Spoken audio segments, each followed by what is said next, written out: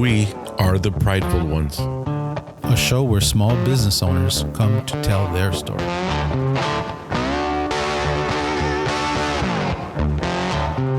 Yeah, we're back. So officially, this is our first episode of the year. Long overdue. I'm excited. I'm happy to see you guys. I know we've been having this conversation for a minute about doing the show, and so welcome to the show. Thank you guys for doing this. Thank you for having us. So in the studio today, welcome to another episode of The Prideful Ones. I have with me my compa Alex. Hello. Back. Oh. Glad to be back. It's been a minute. Yeah, back. We should have a song playing right now too. Yeah, something in along the lines of being back in black. I don't know. But anyway, so so today's guest, you guys have been with us as a client for a minute. And I was excited about today's episode because there's a couple of things that cross over. Obviously, the business side of it, which is what this show is all about. But also, Alex and I were having a conversation earlier today, about, touching on some of the stuff that is relevant to your industry. It might not be specific to business, but it's specific to what's going on in the world today. So I wanted to touch on that a little bit later in the show, but basically about the current state of, self-defense and caring for your own family, your own defense, being your first line of defense. Is that what we said? First responder. Yeah, being your own first responder, right? And how that's relevant today, in my opinion, more than ever. So anyways, you guys want to introduce yourselves? So we have Luis. What's your last name? Vidaurri. Yes. Yeah, that. Say it again. It's Vidaurri. Okay. Yeah. And then Andrew Picasso. Andrew Picasso. And you guys have been in business for how long at this point? From 2017. 2017. So coming up on 7 years? Something like that. Yeah. Oh, so you guys are well past the 5-year mark. Yes. Oh yeah. Nice. Okay. And that kind of explains, some of the stuff we'll be talking about today, how you guys recently made a change, and not made a change, but you guys added something to the business that's new to you guys. And quite frankly, I think it's, that's like a niche, that's like a specialty. And I'm excited to talk about that.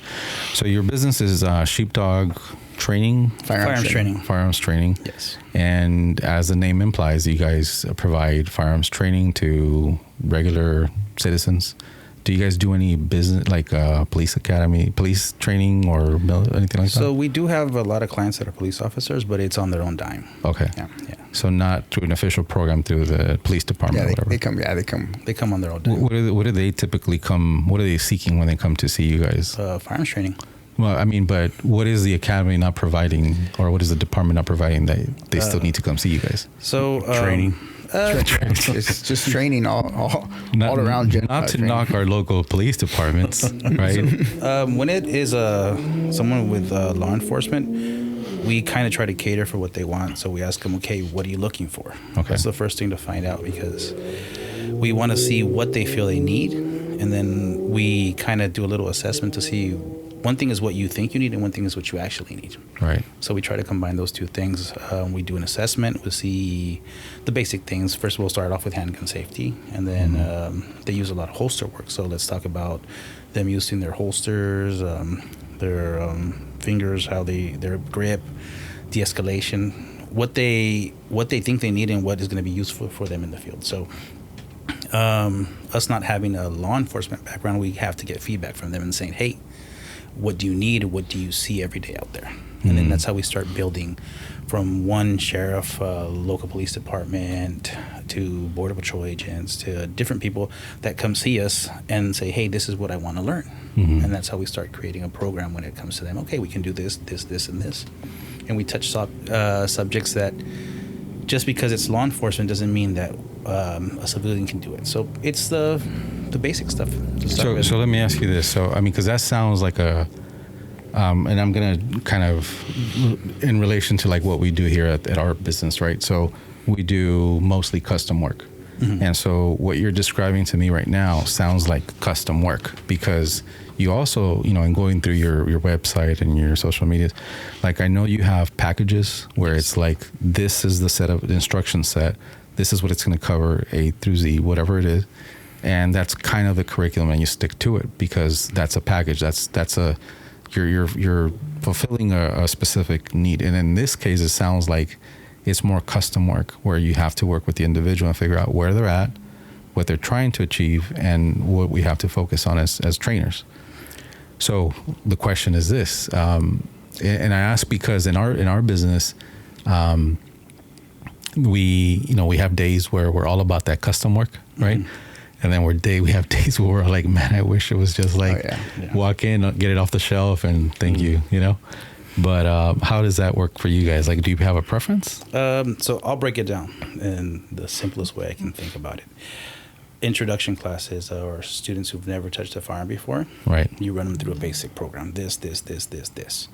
So once we hit the intermediate level, we have a schematic we follow. But it depends on the level of the students that are there that you change it. So that as an instructor, you have to have the ability to, you say, okay, I'm going to run 5 drills, but you have to have 75 drills in the back of your head. Mm-hmm. So when I get there and I see this person, holy shit, this person is at a level that basic reloading is not going to work. So what am I going to give him that's going to satisfy him while that person at the very end is struggling? Where am I going to meet this? So after your intermediate level, you have to kind of start reading the room or reading the class. Mm-hmm. I come with this mindset, okay, I'm going to teach them this. At the 3rd drill, I can be like, okay, holy shit, I need to go back to basics with them, or holy shit, I need to step it up. Mm-hmm. So that's where it changes from custom to the standard. Right. It's like football where sometimes the quarterback has to call an audible. I don't know sports, bro. No, I'm looking at you, like waiting for the explanation. I'm like, well, basically what you're saying is you have a set plan, and all of a sudden you have to improvise, throw something else in there to either bring it up to a level or bring it down a level, but where everybody's still satisfied in the training, where the advanced guys don't feel like, damn, I gotta wait for this fool to catch up to us, and where the person that's struggling doesn't feel like all overwhelmed, like, oh, these guys are doing better than me. So you got to find that balance sometimes and figure out what drills will work for everybody, where they're all happy, and keep the class going, or everything just, you get the bad feedback at the end of the day. Yeah, I mean, it makes sense. It's just I was thinking through it in my head, like as a business, right? Those having so with my experience as a former educator, right, like it happens where your classroom has a combination of some advanced kids and some that are not so advanced, and it's hard to try to I guess dedicate the time to the ones that are a little bit behind, and then making sure that we're challenging the ones that are a little bit more advanced. And so, but in public school system, you don't have a choice. Like you're going to get the student body you get, and that's what you're working with as an educator. In your case, I would think that if somebody's too advanced, like you bump them up to you have to come back for 102, not 101 firearms or whatever. So I'm going to give you an example. You took that drive, you took your day off, you planned your trip, and you go to the range, and I tell you, you're too good to this class, come back. How are you going to feel? Yeah. I have to give you your time, your place. And the difference that we do is we see who wants to be there. And that's the person you're going to pour your time into. Okay. If I go and someone says, oh, I'm just here because they brought me along, or I'm here because they bought me a ticket, my attention is still going to be with them, but my undivided attention is not going to be with them. It's going to be with that person that's here. I want to learn this. I want to be here. Right.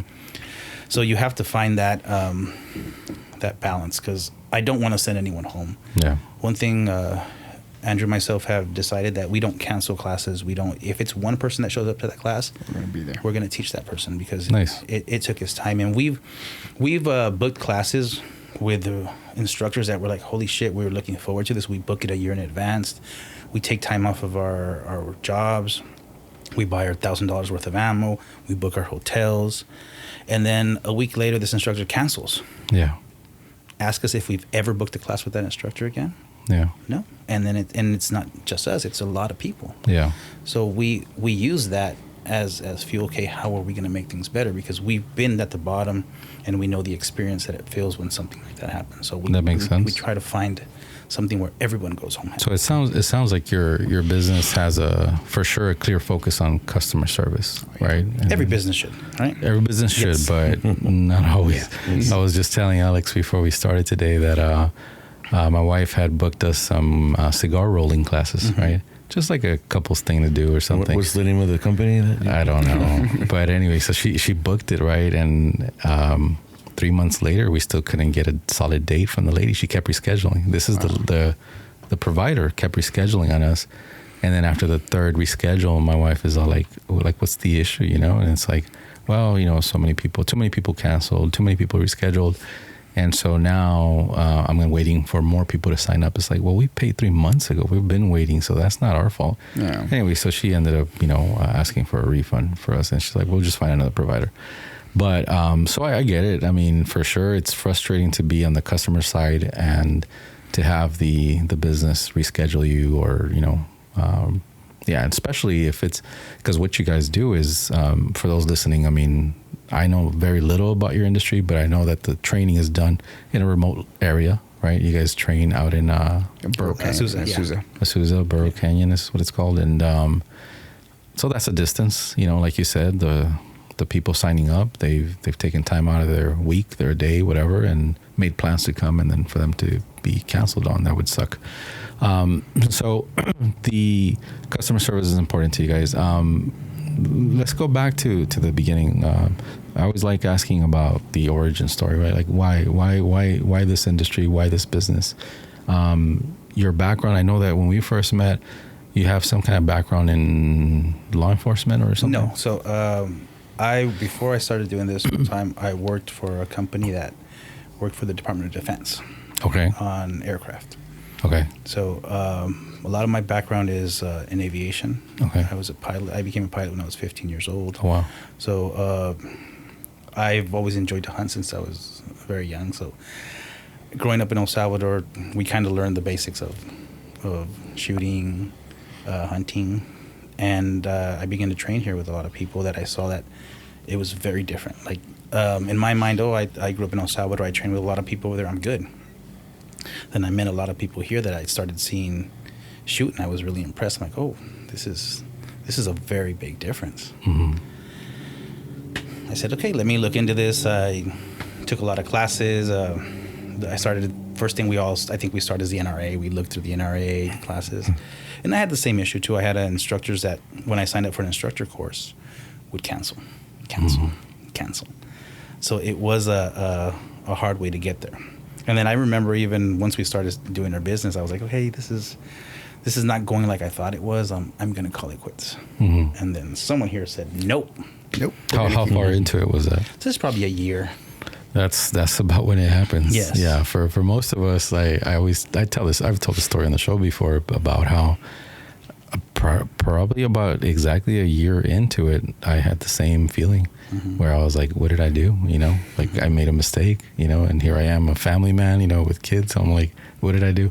Mm-hmm. But if you can share the story. So in your case, it was your compadre over here. Yeah. So after there, we'll let Andrew tell the rest. But I remember sitting in a rocker chair at home, and I'm like, I think I'm done. I did the training because I liked it. I enjoyed it. Mm-hmm. But when I seeked out people to help me get experience, every single person I asked for would shut the door on me. Isn't that crazy? Yes, except one person. I took one of his classes. He's on Instagram. It's Knockout Lights. I took one of his classes. Mm-hmm. I took another one. And then I remember I asked him, hey, do you mind if I go help you? Because I want to learn. And he was the only person that said yes. And this was in 2018. But isn't that crazy? But that's the world we live in. Like and that goes. It's kind of like a universal truth. Like most people are not willing to help out. Yeah. Most people are not. We experienced the same. I don't know if you ever had because you learned how to do firearms customization in the last 15 years? Yeah. And how did you get started? Did you have somebody? Self-taught. Yeah. Self-taught with the customization, but with the training, when I started with Ken, he was already 3-4 years in. So, I mean, I just hopped on and started doing what I like to do. Mm-hmm. But, yeah, I could imagine because we've had other people talk about the gatekeeping where like the I forgot his name, but the guy with the tattoo shop. Yeah, so we had a guest who has a tattoo shop right here in Long Beach. Shout out to Catherine Tattoo Parlor. he shared a story like that too, where he says everybody was gate blocking, like just, and then it took basically him and his wife having a heart-to-heart conversation. And you know what, just do it, go forward, you know. And I'm talking about like simple stuff, like he had a buddy, right, quote unquote buddy, that had just opened his own tattoo shop a few years before, like 2 years or something. And he's like, hey, how do I go about this? Like permitting stuff and stuff like that. He's like, oh, I don't remember. Like the guy was straight out like, I don't remember. I was like, dude, come on. You know, but you know what? That's how it goes, right? Like that's how it goes. We get to the point where we're frustrated because it's not easy. You know, we say it all the time on the show, like it's not easy starting a business. It is such a big challenge, and it's a big risk and all that. But for those of us that, you know, in your case, your compadre over here said, hey, no quitting, right? And I want to hear that story. In my case, and I've shared this story on the show before about how it was one of my mentors that would check in with me every now and then, you know, maybe like 4 times a year or something like that, out of Columbus, Ohio, Mr. Sorter, who recently passed. He calls me up, and he's like older gentleman, much older than me, but he kept an eye on my career, you know, for the last 25, 30 years. And he's all like, Taurus, just calling, checking in. The day that I had those thoughts, I went to bed literally thinking I messed up. I made a mistake. I shouldn't have done this. Should have stuck to my career.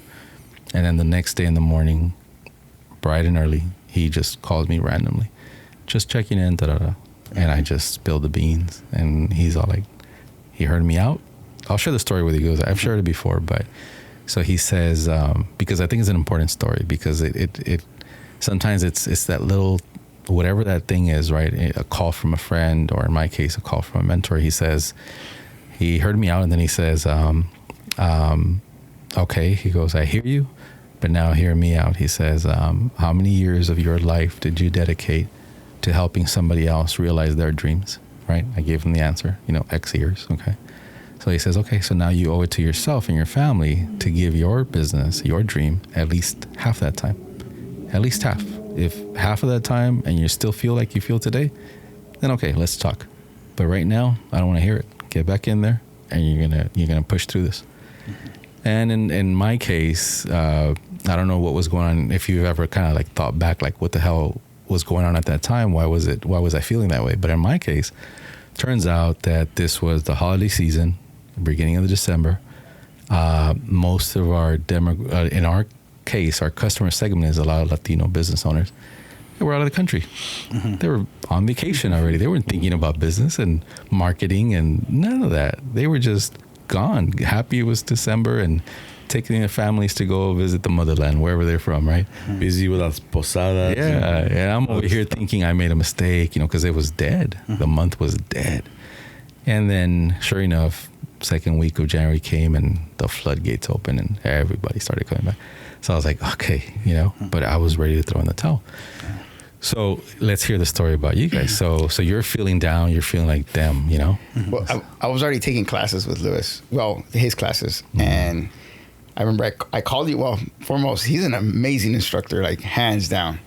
But I remember one day, well, I felt that energy where like, kind of like, like I don't know where. Right. So I just called him one night. I remember I called you one night. I'm like, look, Lewis, like where you're at right now is where you're supposed to be at.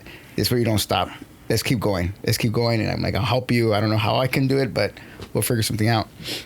And then from that day on, it's just been... So at that point, you don't have no experience as an instructor? Not as an instructor, no. Okay. But I did have experience as far as like event organizing and putting things, or how to create, bringing people in, or how to structure like event flow. But you weren't part of the business at that point. You were just a friend.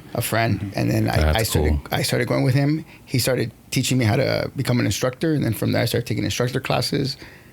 And what made you want to get involved? Like, because you had your career también, right? You have. Yeah. I don't know. It's something I like, being outdoors. I really do enjoy being outdoors. I love I didn't see myself as an instructor at that time, but I did love to learn. And just being around him and just learning, getting all that, I ended up instructing, and I could, whatever he was teaching, I was able to understand, break it down a little bit more, I think. Yeah. from what you would say. And So- for you, for you, what did you see in this partnership? Like when he approached you and said, "Hey, So you know," him, Andrew, for business skills and marketing and everything, his ideas are amazing. He'll sit there and give me 5 ideas, and before I was like, no. He'd push me to do, let's do this, and me hard-headed, no. He goes, give me a week, let me try it. I'm like, okay. And then we would try it, and then we would see it move. Same thing even with the flyer stuff. I was no, we don't need that. He's pushing and pushing and pushing and pushing, and those are the things that have made the business very successful. yeah, So I'm like, okay, let's start paying attention to Andrew. Yeah. And, you know, and that's it. We started interchanging. You know, we'd go out and train. Like, okay, this is us as instructors. Once a month, we have to hit the range. We can't be those instructors that got certified and then we forgot about everything. yeah. So every month till this day, it's hit the range. Every month it's hit the range. Okay, we have our classes, and then the next weekend is just us training, pushing, and then that's where we sit there and we come up with ideas. Well, this and that, and then we kind of mix what we go. Because he does have a lot of experience. He used to do a lot of events. yeah, Right. He would sell like music events and all that stuff, which kind of helped to get that flow into our business. Oh, for sure. Yes. Yeah, because one thing is the actual training, and then there's the whole admin side to it, which that's what I learned. So everybody sees the training, the pictures, and everything, but that is this much of the business. Right. Very little. Yeah. What happens behind the scenes is the biggest part. Yeah. So that's basically the aftermath of everything. If you didn't do everything right to that day, no one's there. Yeah. So that's like I say, the training part is very important, but it's the very smallest part of the business. Yeah. Yeah. Do you guys do? I assume that you guys there's training in between sessions. Yes, that's training. what I said. We as instructors, you're required to be one of our instructors. You're required to train once a month with us. Yeah. And we do outside training as well. So we train with other instructors as well. Yeah. So that's like I said, we always look for classes. You have to look for different things to move. Something Mike said all the time. He goes, the more you know, it says in every class you go to, you're always going to pick up less, but you're going to pick up something. Yeah, and for sure. And it's worthwhile. Oh, yeah. It's worth it's worth the time and it's worth the effort, because if you stop that, you have a shelf life. Your training is outdated. Yeah. You know? And the key thing is to always have an open mind, right? Like Always. As an entrepreneur, like you can't. We've said this before on the show. I think that the way I see it, like the day that you feel that you've learned all there is to learn is the day that you're going to begin to fail, because you're going to eventually you're not going to be relevant. Your stuff's going to be outdated, and there's going to be somebody fresher ideas, and you know. Always. Yeah, we always say we're forever students of the trade. Yeah, that's what I was saying. Like that's what we tell everybody too. Is like once an instructor, always a student. Yeah. Because you always have to learn, and we do the same thing. We go and look for other instructors, other schools, and see what we can get. We call it our toolbox. I don't know if we use the same term. Get those things and what we can use in our toolbox, and we always want to be at the forefront of training. Yeah. To get those students to come in and teach what you know. Yeah. What challenges? So okay. So you were in a year into it, and then you're having this these second thoughts about the direction the business is going and all that. And then so with Andrew coming into the picture, now you have some additional resources, right? Like more manpower, more ideas, and just the more ideas you can bounce around, the more likely you are to land on those good, solid ideas that are actionable and all that. So that's just in the beginning. So then what's the next hurdle for you guys? So you guys partner up, and then what's the next hurdle that you guys ran into, and tell us about that. The next hurdle? Because it couldn't have been just smooth sailing after, Andrew came on board. It's like, ta-da. Well, I mean, the pandemic happened. Oh, crap. Yeah. So that went... I really think that we're really blessed. I mean, it sucks the situation that was going on, but for us, it was like, we didn't have enough time to put more classes. Wow. So it was like, that was a shocker for us too. Yes. And it was... So what we're saying is the pandemic boosted your bookings. Yes. Wow. So we were having It was 80 students a month. 80 Maybe. students a month. Any idea what drove that? Like, So We want to be outside, I think. we wanted to be outside. We weren't shadowbound on Instagram yet. So, wait, you are now? oh Yeah. yeah. So, and they let you know. Before you didn't know, but now they send you a little message that no one can see your content. Yeah, welcome to the club. Yeah. My Yeah. gun shop is in the same boat. Wait, so what happens at that point? I'm not. I haven't know, experienced it. Word of mouth. Your content isn't well. Okay, as far as Instagram goes, your content doesn't go out there as It's to not get as much promoted. views. And if someone searches for you, it doesn't come out. You have to actually type the full name Yeah. out for you for your title. It your tells title. you your content will not be seen by anyone else but your followers. Other than followers. Yes. So it says something like that. Let me see the exact. So your verbiage. exposure goes from this just to whatever. Yeah. Have So- you gotten the one where this content can't be viewed? You know. Oh yeah, all the remove it? time. All the time. So- Actually, Who do we have to beat up? So it says your account Whoever owns this, can't be shown, can't be followed by can't be shown to non-followers.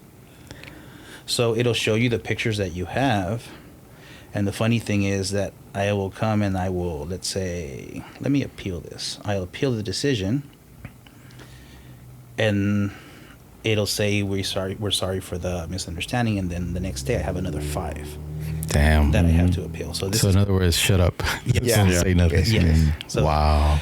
so that's a hurdle too. Okay. We need Elon Musk to buy Instagram Yeah. so it can be free Or again. Trump. Yeah. Or no. Yeah. Somebody other than Zuckerberg. Yeah. Yes. somebody save us. Somebody. You know what? I'm going to be honest. This is the first time that I run into, to a client that is experiencing that, like where I've heard of, content being blocked, whatever, Yeah. right? But to see that? to the point where new people are not going to find you, that sucks. That's really bad. Yes. So then, how do you? Okay, so first we went from the high of the pandemic, bringing you a bunch of clients, but now you just, Yeah. Yeah. So then, how do you not fight against it, but like, how do you deal with that? Like, how do you work around that? It's word of mouth. Word So of mouth. Keep door knocking. We always talk about that. Just Your flyers. Yeah, Remember yeah. Yeah. that for us. I mean, I'm grateful for Andrew that I met you through him because Yeah. the flyers and all the stuff you've done for us have really helped us in an amazing way. So we'll go out there. Andrew was like, "Hey, let's go do guerrilla marketing." I'm like, "What are you talking Yeah. about, Andrew?" Yeah. He's like, "Just Oh, follow yeah. me." Yeah. And and we go. Yeah. We go to the gyms, put up flyers all over the cars. Hey, there's a reason why guerrilla marketing has been around as long as it has. It works. I mean, it's definitely putting in the time, right? You got roll up your sleeves and get dirty. And you chose a good Yeah. person to do it because when the first time I saw your flyers at Burrow, it caught my attention. yeah. So props to you. Yeah. Hey. Come and put yeah. that flyer. Hey, that's what we. And it's even when he's like, "We're gonna go do this," and I'm complaining half the way. Andrew knows I'm complaining every single way. So he's telling me, "Hey, we're gonna go to Arizona to go drop this off, these flyers off." I'm complaining. I'm putting my shoes on. I'm complaining. I'm driving in the car. I'm complaining. But I listen because I'm like, there's some kind of logic in his madness. Right. So let's follow him. He's like a mad scientist over Yes. there. Yeah.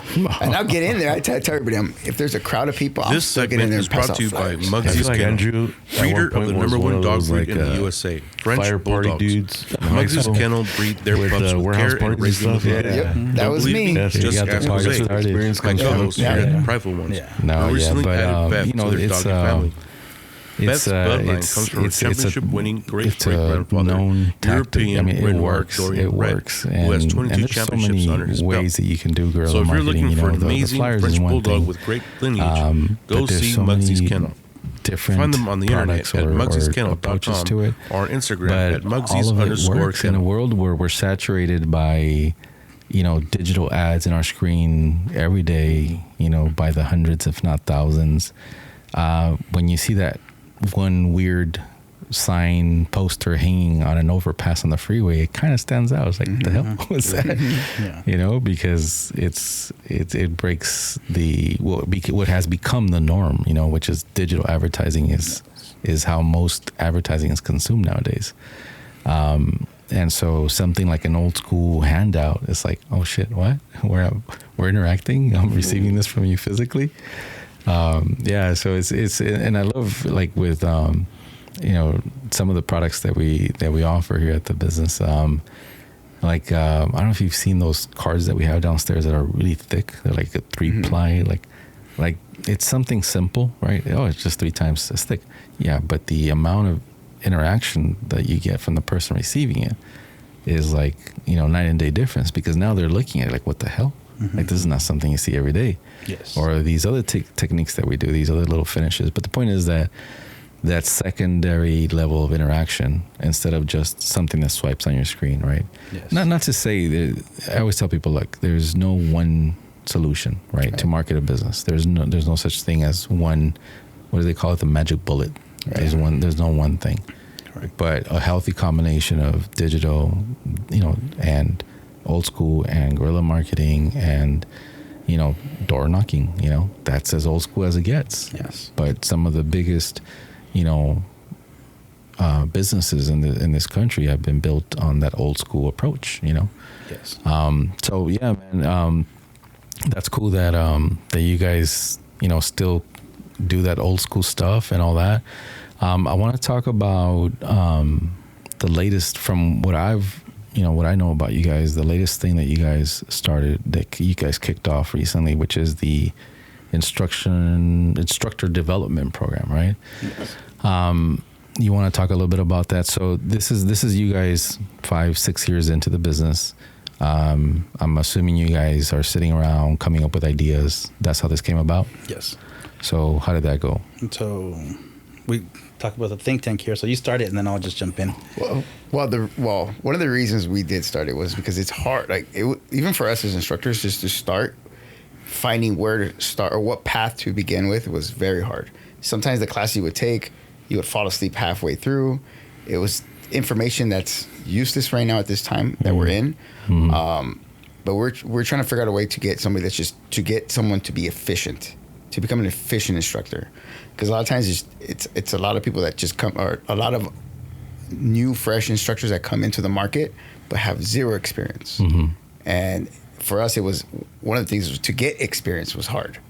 And I think that's where we started talking about developing a program where it could help these instructors that are coming into the market. And to be clear, your instructor development course is not just to develop instructors for your own organization, but also for wherever they want to end up. If they want to start their own business. Yes. Right. So it is more of a business program than learning how to be an instructor. But it teaches you both. It is more focused on you getting your own business. So our main goal was to see if we can market this to veterans that have just come back and they feel lost in the workplace, or they don't like that 9-to-5 job. The people where they go to work don't take into consideration everything they've done. So this can be some kind of a side business or a full-time business for them that'll make them feel like they're doing something that's going to help the community. And it's related to something they already have experience in. Yes. So then the idea, once you guys landed on the idea, right? Like, where do you guys, I'm assuming you guys have figured this all out on your own. You're figuring it out as you go. Yes. Because there's no here's the, guide, step-by-step guide on how to launch a instructor development course. Lewis didn't sleep for like 20 days. I believe it. 27 days. But that's, to me personally, like, that's the stuff I love about entrepreneurship, about being an entrepreneur, like sitting around, coming up with an idea, and then executing, right? Yes. And solving the problems because you're going to run into problems. Yes. Like challenges, let's call them. Oh, yes. Like, how are we going to figure this out? How are we going to figure this out? And to me, that's the part that I love about being an entrepreneur. I love the challenge. I love the, when it's something fresh, something different, and especially when it's something that is not really out there already. Like, not a lot of people are doing it. Not that there aren't other instructor development courses out there, but it's not as common as the regular civilian training or whatever, right? So what kind of challenges have you guys run into with that? So one of the main challenges I could say is trying to eliminate, like Andrew was saying, the unnecessary and finding that balance where, okay, what am I going to teach them? What is the mindset of this person that wants to teach? Because we'll go to different events, different programs, and we'll try to talk to instructors veteran instructors that have been around for years, and you give them an idea, and it's nope, that's wrong, nope, and you're like, okay, so it's a waste of time. It's talking to a wall because they have that narrow and closed mind that their way is the right way. Yeah. So it's finding that gap, like, okay, what are we going to teach that is actually going to be useful and beneficial? Because anyone can teach a class. The thing is, are you going to get people to come back to your next class? I mean, I think, let me add to that. I think anybody can teach a class, but not everybody will be successful at it. That's what I mean. Yeah, you can make the attempt. Yeah. But, and because you guys are, in a sense, you guys are educators, right? Mm-hmm. And to be a successful educator, it takes more than just knowledge of the subject matter. Just because you know how to weld doesn't mean that you'll be a good welding instructor. Yeah. Like there's a whole different side to it, the educator part, where I don't know, in your business you guys are working with adults, it's all adults, but like as a former educator myself, like when it came to kids, you know, because I was teaching high school with the kiddos, you have to make that connection first. You have to establish a connection. One of my mentors in that career told me once, people don't learn from people they don't like, right? Exactly. Like they could be as knowledgeable as they want, but if they're assholes, if they're just, you know, come off kind of aggressive or like a brute, like the students are not going to tune in because you're already off to a bad start. It's just so we were taught to always kind of find the in, right? Because student A, you know, maybe the connection is through whatever this interest is. Student B, so you have to understand, you know, the student's mindset if you're successfully going to, you know, reach them and pass on the knowledge you're trying to pass on. So what is your experience in your world? Because again, you're dealing with adults. In the public school system, the kids have to go to school, right? Yeah. Like it's a mandatory. In your case, these adults are signing up, right? They want to go. So how do you, what are the challenges that you're dealing with, and how are you dealing with them? So the challenge is like I said, trying to break that old school mentality that I have to teach A, B, and C. And I've learned along the way that sometimes when people teach A, B, and C is because they don't have maybe enough knowledge to teach from A to C to B to A. They're not well versed in the material or the experience. So they want to teach in this certain matter. So when you try to break that mold and say, hey, but why can't you teach it this way? They're like, no, it's wrong. So those are the biggest hurdles we have when we are trying to develop the instructor development program. Because I'll get feedback from other instructors. Hey, so what do you think about this? Oh, you're not teaching them about ammunition. And I'm like, okay, this isn't a reloading class. You get me? No, but you have to teach it. So I'm going to spend an hour teaching about primers and gunpowder to someone who doesn't care about it. Yeah. So, and those are the walls that you have to kind of say, okay, so what am I going to do? Let me give a brief conversation about this. Those are the hurdles. And then the business part is, okay, how am I going to back up my program? Which means, how am I going to make you successful? Yeah. If you take it, how am I going to make you successful? So this isn't a program that you're going to go to learn how to be an instructor and like, okay, good luck. No, you're going to see firsthand, okay, learning how to be an instructor. Okay, one of the days I'm going to go to a real life class. Now I'm going to see how I'm going to interact with people who are not other instructors that are pretending to be students. So when you go to an instructor class, you have 10 instructors. And they're like, all right, we're doing this exercise. 5 of them are instructors and 5 of them are students. That's not how it is in real life. Yeah. So they get that feeling. They need to understand where customer service and safety balance. Oh yeah, for sure. Okay? Because at the end of the day, this is a service. Yeah. And this is what you have to teach them in a business. If someone walks into your business and you say, what do you want? Yeah. You know, you might say, I don't care about that person. I have 100 more clients. But if you keep on saying that to every single client, you're eventually going to be done. Yeah. And this is what that program teaches. Customer service, you get real life experience. And you're not in a class with one student. You're in a class with 16, 20 students. And you're seeing how you are behaving with these people. You'll see how Andrew and myself are looking at each other, paying attention. You see someone does something that messes up. You're not blowing the whole class up. Oh, my God, what happened? No, you have to keep that class flowing. So that's something that program is gonna help you with. It's gonna talk about social media too. The way we have a day that talks about social media, how to post your stuff, how to get your pictures out there, how to explain that, how to try to get interaction with people. So it has a complete thing on it. It's like a business in a box, like a turnkey solution. So it teaches. Summary, it'll teach you how to teach a basic class, right? Because you teach one class, you can teach different classes, and then you have, I believe, 2 days that is actual instructor training, which is you're going to go on that range, and you're going to learn how to be an efficient instructor. Because I said at the beginning, if I teach a class and someone there already knows how to use their holster a lot better than everybody else, and he's shooting better than me, what as an instructor do I have to offer him? Yeah. So this is where the instructor training happens, where you're learning from the very beginning all the way to the very end for 2 days. Stuff that you weren't taught in instructor school. You weren't taught. I don't remember any class teaching me how to move and shoot. I did one exercise of it. Okay, in the instructor program, obviously, how to clear a malfunction. I talk about them. We do a fake one, so let's see when it happens in real life. Being efficient with your holster. All those little things that you need to get to a level as an instructor. And I think those would probably be the biggest hurdles, because a lot of people who are instructors and want to take it, their ego doesn't let them push past that.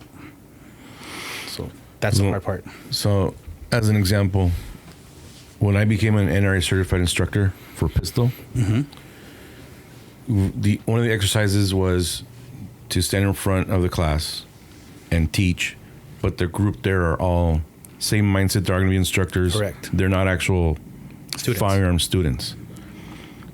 Is what you're saying, you'll take the person that's wanting to be an instructor and put them in an actual scenario in front of actual students? He will be in our classes. So in that program, that's a I believe it's a 3-month program. So you're going 2 times a month. You're going to one for you as an instructor, and that other weekend is you going with me to a class.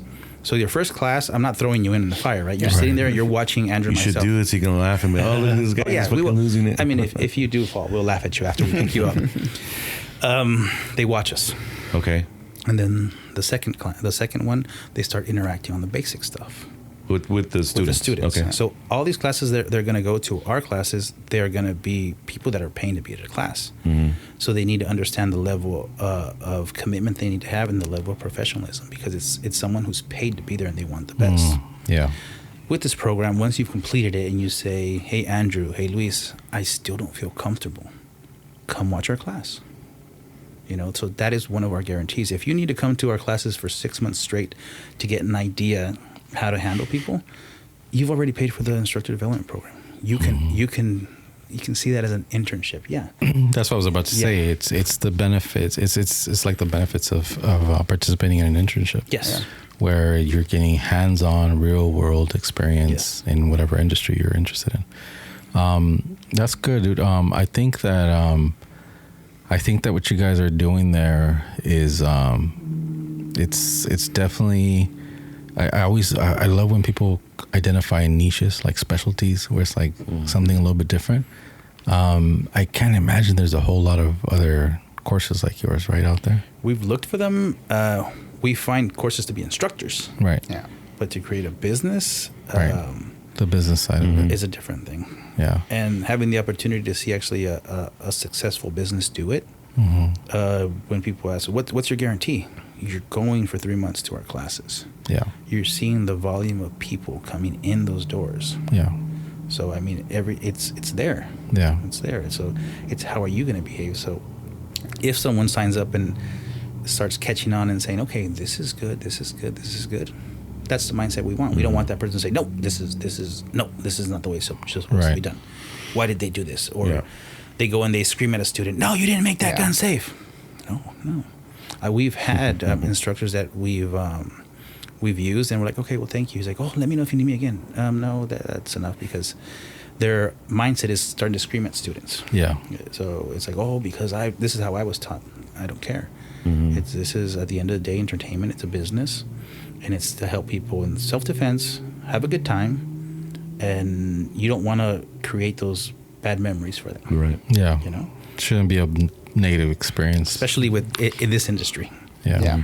Maybe 15 years ago when the instructors were former law enforcement or former military. But nowadays, a lot of instructors are like us, where we're from the civilian world, and we know the civilian mindset, and they're not going to be Exactly. open to being yelled at, like, No. get your finger off the fucking trigger and shit like that. You know, it's like, hey, watch your finger. Yeah. Different ways of going about it. Even though we do have law enforcement and ex-military students come in, it's just different from how it was. We 15 do years have ago. a lot of students that are from the military, and they've never touched a handgun in their life. They've qualified with rifles, but they've never touched a handgun in their life. That's right. There's a difference. Though. Yes, so a lot of people think, oh, because I'm former military, that really doesn't make a difference if you've never done something. Yeah. Okay, so this is the thing that we need to understand, and the mindset we have as people is that if we're gonna pay for something, we don't want to go get yelled at. Yeah. We want to go have a good time. We want to learn, but we don't want to be belittled or made feel stupid. Yeah. And I've been to a lot of instructor courses or a lot of classes where I've seen that happen, and you don't get returning customers. Yeah, and that's a really this is, I think, the second time you mentioned the returning customers, and that's really key to a business, to success in business. Is I always tell people, if your customer service is not on point, right? Okay, you'll get the business because you'll do marketing, you'll do advertising, or just the fact that you have a brick and mortar. Like, people are going to come in the door, right? Mm-hmm. But you'll forever be struggling and having to seek that business because you're not retaining business. If your customers are one and done, then you're forever going to have to work at this level to maintain the level of revenue that you need to stay operational, right? Whereas if you are good at customer service, you're providing good product, good service, as the years go by, year 1, you have to put in 80 hours a week. By year 10, you can call it in, and, you can start enjoying life and doing things other than just hours at the business. At least in my opinion, because I think that you'll get, 30%, 40% of your business is repeat business. Mm-hmm. So you don't have to go hustle for it. You don't have to go, seek it out. And the remaining balance is where your efforts are focused, the acquiring new clients and all that. Because, obviously you always want to have new clients, but you don't want to have to fight for every single one of them, Yes. And so you get yourself burned out if you operate that way. There's a lot of businesses that do kind of campaigns to launch something and get it's like a cash grab, right? Like, they just grab the business, and then they know they're not going to get repeat business because the product sucks, and then they shut down after and start another one and all that. Man, that's tiring, man. Like, that's not what I'm trying to do. And it sounds like you guys have the same mindset where you're thinking long term, not just okay, we got them, we suckered them in, they came in, they took the class, and then I assume, if that's your mindset, and it always has been, I assume that you guys see a lot of students come back for another discipline, another course. All the time. We have a lot of repeating students. Yeah. Yes. If we launch a brand new class, it's filled up in 3-4 days because of the students that are waiting for us to give them more. Yeah. Yes. We recognize the names in the roster. Like, so and so's taking it again. Yeah. So that's pretty cool. Do you guys have any idea, like, percentage wise, like how much 20% of your business is repeat business, or? Probably more. I think it's more than that. It just depends on the levels where we're at. So when we have our introduction classes, we have our intermediates. Our 90% of our intros go into our intermediate. Nice. Yes, about that's 10. a hell of a retention. We run out of space on the intros, because the intros we make them. Intros are bigger than the specialized ones because it involves a lot more attention to detail for us. So if an intro class, we have 16 to 18 students. In say like a workshop or a personal protection class, we have 8 to 10 students. Mm. Because we need more attention to them, because they're doing different manipulations, they're handling different types of exercises. It's no longer a beginning class. So we kind of we fill those up very, very, very quickly. And a lot of people will take that intro class. So if we see someone that we don't hear from them, a year back, they were like, "Hey, I took your intro class. I remember you saying you would give us a discount if we took the same class," and they come back. What specifically do you guys attribute? 90% is insane. 90% retention is unheard of, right? You're not a utility. No. You're not like a necessity. You're not like a need in life. So it comes. Well, I think it's because of us, like the way we are with the students. The students even tell us like, "Hey, this class, I had a whole different view of how you guys were going to be. We thought you guys were going to be really mean. They had this whole different view about us. But once they take the class, it's like they come back, and then not even when they come back and bring their families too. That's what I was going to ask next, because referrals then are probably through the roof. Oh yeah, big time. But they show up with them to take the class again, just to show them what they've done or how they've improved in the shooting. Well, this weekend we had one person we hadn't seen for years, right? And I'm like, he looks familiar, and he brought 3 people with him. Yeah. To the class, and that's a class that's limited to 8 people, so that's half the class that he was a prior student. Yeah. I'm Joe. He's Isn't that cool? Yeah. Big. I mean, that speaks a lot to what you guys are up to over there. As far as, like I said, you're definitely customer service oriented for sure. The retention rate, the referral rate, and it sounds like those are the 2 things that are most contributing. I'm sure, like I said, the content, of course, I'm sure it's solid, or else people wouldn't come back too. So these are the we have messages numbers we get. No, these are messages. Oh, okay. It says someone in another state. I just took an enhanced permit carry class a few weeks ago. I've taken a lot of self-defense classes in other states. Obviously different than California, but man, I have to say all classes are not the same. You guys are at a different level completely. Wow. So we get a lot of messages like this from people who are coming sometimes out of state to take the classes. Yeah.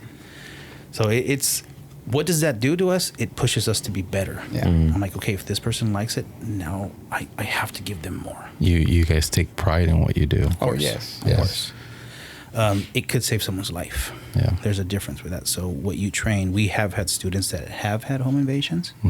And I had a student that sent me a message. I tell the story in the class at 3 a.m. I'm like, why is this person sending me a picture at 3 a.m.? Someone tried to break into her house. She had taken her personal protection class. She bought her gun, held him at gunpoint. Not only did she stop the home invasion, she held him there till the police got there. Holy shit. Yes. And then she sent me a selfie of her with the police and everyone there.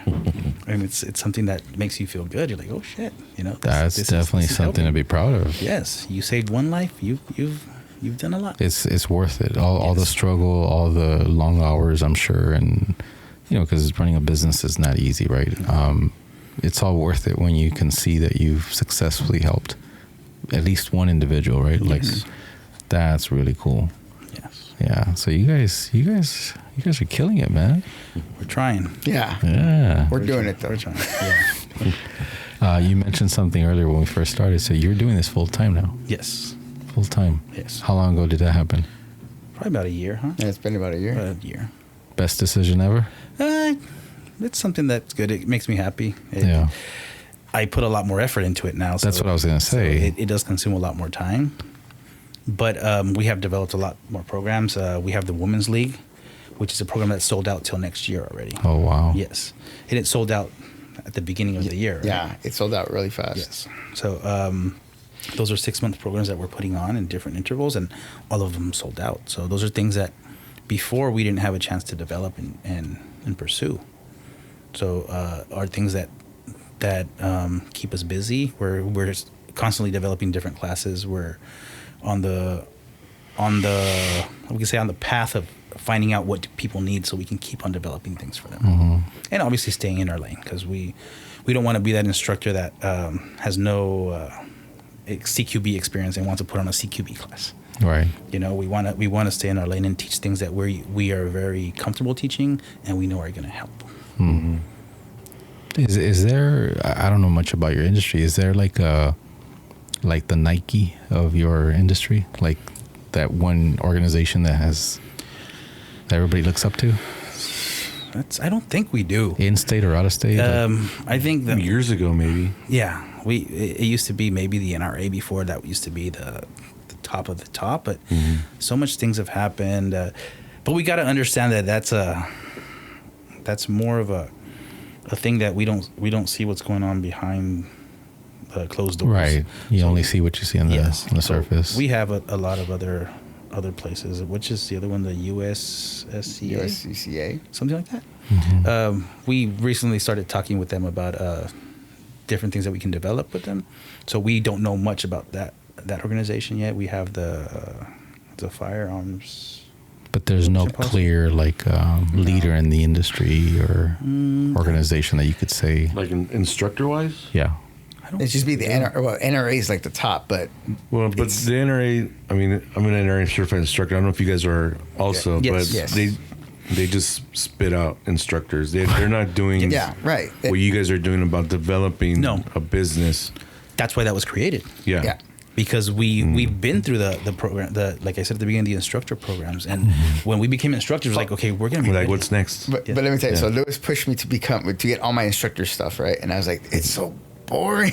Yeah, it is Because boring. it really was. Like I Yeah. didn't get anything out of it. Yeah. So that's how some of the It's- ideas came yes. by too. It's boring when you already know stuff. It's not for someone that has absolutely no idea. They're just like, I'm going to become a firearms instructor. And then you go to the NRA pistol instructor course, and it's all new to you if you don't know anything. Right. But I'm assuming like you guys and me, when I was there, I was like, I already know all this shit. It's like, can I just get signed off here and go off and do my thing? Well, you see the qualification that they do as an instructor. You stand and you hit a target. That was, I think it's 15 yards. 15 yards. Then you're an instructor. So the bar is pretty low. That's Yes. what you're saying. Yeah. So the only thing I have taken an instructor course that I do like.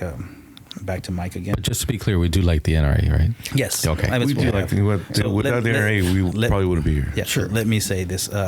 Mike does have an instructor class. It's a 40-hour class that teaches you a lot of stuff that you're not going to learn in any other place as an instructor, because it teaches you how to shoot better than other people. And that's something that's very important to be an instructor, to be able to bring something to the table for the classes. That being said, with the NRA, again, back to that, is when you go to a range and you apply to work at a range, or you want to be an instructor there, they're like, can I see your NRA instructor permits, right? You go to the DOJ, they're like, okay, what kind of instructor are you? So that you always have to go there, like the DMV. Okay. The DMV doesn't teach you how to drive, but you need a permit to get there, right? That's a Because good analogy. Yeah. There's no other organization that gives out credentials that are accepted. Like, you could be a fantastic shooter, but if you're not an NRA certified instructor, Yeah. So that's it. certain demographics ask for certain things. So when I teach classes private classes in Orange County or outside of LA, they ask me, "Are you an NRA certified instructor, sir? Can I please have your number?" And they'll go to their portal and then they'll verify That you are. that you are an instructor. Okay. Yes. The Hispanic community, not really. But Les vale madre. yeah. So they'll ask me. I was about It's to funny ask. because they'll take the class and they'll like it, and then a month later they'll come and say, "Hey, are you a certified instructor?" I'm like, "Okay." So they talked to somebody about the class, and Somebody. someone said, "Hey, Yeah. this, Oh, this, yeah. this, and that." And I'm like, "Yes, this is my credentials. This is the webpage. Go check." That's what I was going to say. But I was going to ask, is it because lack of knowledge, or is it because they're so trusting and they're like, oh, yeah, come on, buddy. There's people that hold NRA like that's Yeah. That's the the everything. the pinnacle. Yeah. And it's like any other organization, right? There's good, there's bad. Like Yeah, for sure. There's an instructor in the NRA that I appreciate a lot, and I've learned a lot too from T.J. Johnson. Right, he teaches in Orange County. He is one of the most phenomenal human beings, and he is a very good NRA instructor as well. So there is good, you know. This episode is brought to you by Fellowcraft Leather Company, maker of high-quality handcrafted leather goods such as wallets, card holders, and pouches, all made in the United States using high-quality, ethically sourced leather from the U.S., Mexico, and Italy. All goods are hand-cut and hand-stitched. If you are looking for high-quality leather goods, look no further than Fellowcraft Leather Company. Find us on Facebook at Fellowcraft Leather Co., Instagram at Fellowcraft Leather Co., and the web at www.fellowcraftleatherco.com. The funny thing is, the way I met TJ was as being Hispanic. I was looking for Hispanic instructors to help me. I'm like, hey, we're gonna help each other. Mm-hmm. My first instructor, I looked from in Van Nuys. I went to the class. I took it. I was happy. I paid for my rifle class. I paid for my other classes, and then he kept on canceling on me. Cancel. I waited 7 months. Oh, wow. And I'm like, this guy, I'm like, okay. I called the NRA. I said, hey, do you have anyone? This is me. And if you guys have ever called the NRA, it takes you like an hour just to get to an actual person. Mm-hmm. So I call and say, do you guys know anyone, any instructor that you guys can actually say this is an instructor that will not cancel on me and I will learn from? And they're like, you know what? If you're in California, look up TJ. He's the best you'll have in that area. And that's how I found him. Wow. Yeah. He is a good instructor. Yeah. So the reason why I was asking, like who's the big, 800-pound gorilla in your industry is because, usually as entrepreneurs, there's, organizations that have been more established and have been in it successful for a long time. And you kind of look up to them. It's like, I want to be like them, right? Yeah. Like if you're, I don't know, what's a good analogy? If you have a bakery and you're a mom and pop bakery, like maybe you dream of becoming Portos, right? So maybe that's different because there are instructors you're like, okay, I want to be like that instructor, but not an organization. That's because that's what I'm asking. Like Okay. business Yes. wise, like another organization, another academy, another training. No. It would be it would be an individual, an instructor, an individual, An actual instructor. Who would that be for you, Luz? Like I always say, Mike Knockout Lights. Yeah. Okay. I've learned, I could say, 90% of everything I know from him. Wow. He's never been selfish. He would even go and say, hey, this is what you can teach in your class. Pay attention. And he'd show it. Someone that, like I said, when I started in this industry, he was the only person that opened the door and said, yes. Yeah. Everybody else was, no, we already have our instructors. No. Yeah. I'm like, I work for free. I'll just give me coffee and I'll work. And they're Yeah. no. Yeah. And those same instructors now have come and said, hey, if you ever need a hand, let me know. Right? And I remember I told So him, your answer is no. I'm like, okay, yeah, I'll let you know as soon as I don't hold a grudge against anybody. Yeah. So I'm like, okay, but like I said, the only person that ever opened the doors for me and I've learned a lot from is Mike. He has his own school. He has his own training compounds at his facility. Yes. Nice. And yeah, he's very well versed in training, speaking. Yeah. So you know who he's talking about? I took a class with him once. Okay. He's very knowledgeable. He literally has a range in his backyard. Oh wow. Yes. Like he's probably out there every day. Yeah. From sunrise to sunset, just blinking away. A good shooter, right? A very good shooter, but also a good teacher. That's the perfect combination because you have people that are good shooters but don't know how to teach. Yeah. And you have people who are good teachers but don't know how to shoot. Yeah. So very good teacher and a very good shooter and teacher at the same time. Very, very good. So this development course, how long ago did you guys launch this? So we barely started. We working on it from the beginning of the year, right? From the beginning of the year. And it's. You mean putting it together? Yes. So this revision is probably like the 17th revision that we've had on it. Wow. Because we make it and they're like, wait, what about this part? Yeah. Okay. Wait, what about this? Wait, what about that? Okay, so we kind of get an idea of if you're going through this program, where would be the hiccups, and then that's when we have to rewrite that part. So are you guys at the point where it's now? Yes, now it's finalized. Ready. Okay. Yeah, so let me ask you this. We talked a little bit about some of the guerrilla marketing you guys have done in the past 6-7 years to grow the how do we refer to it, the consumer side of it, right? Where you're training individuals just that want to have firearms training, right? Like that's the retail side.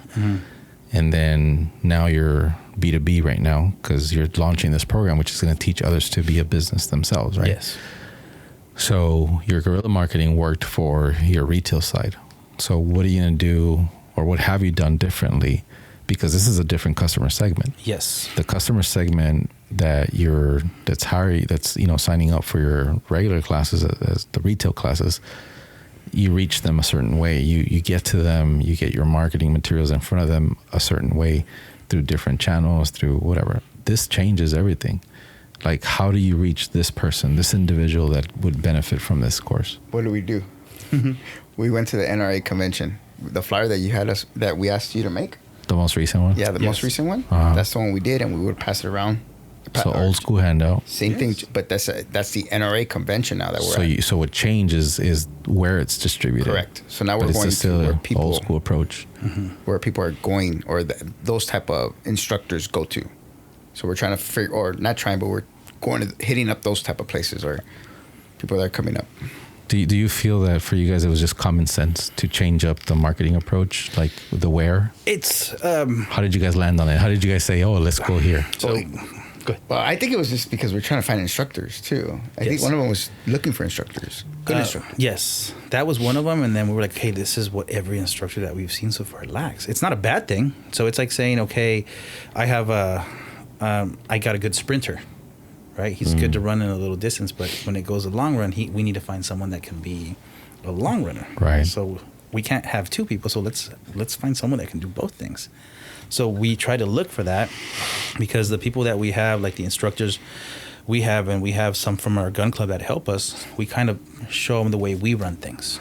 And then when we invite another instructor to come and we see them manage the students, we're like, oh shit, this is why you don't have business, because you're yanking the gun out of the person's hand. You're like, don't do this. So we try to see how can we make people better instructors, better businessmen.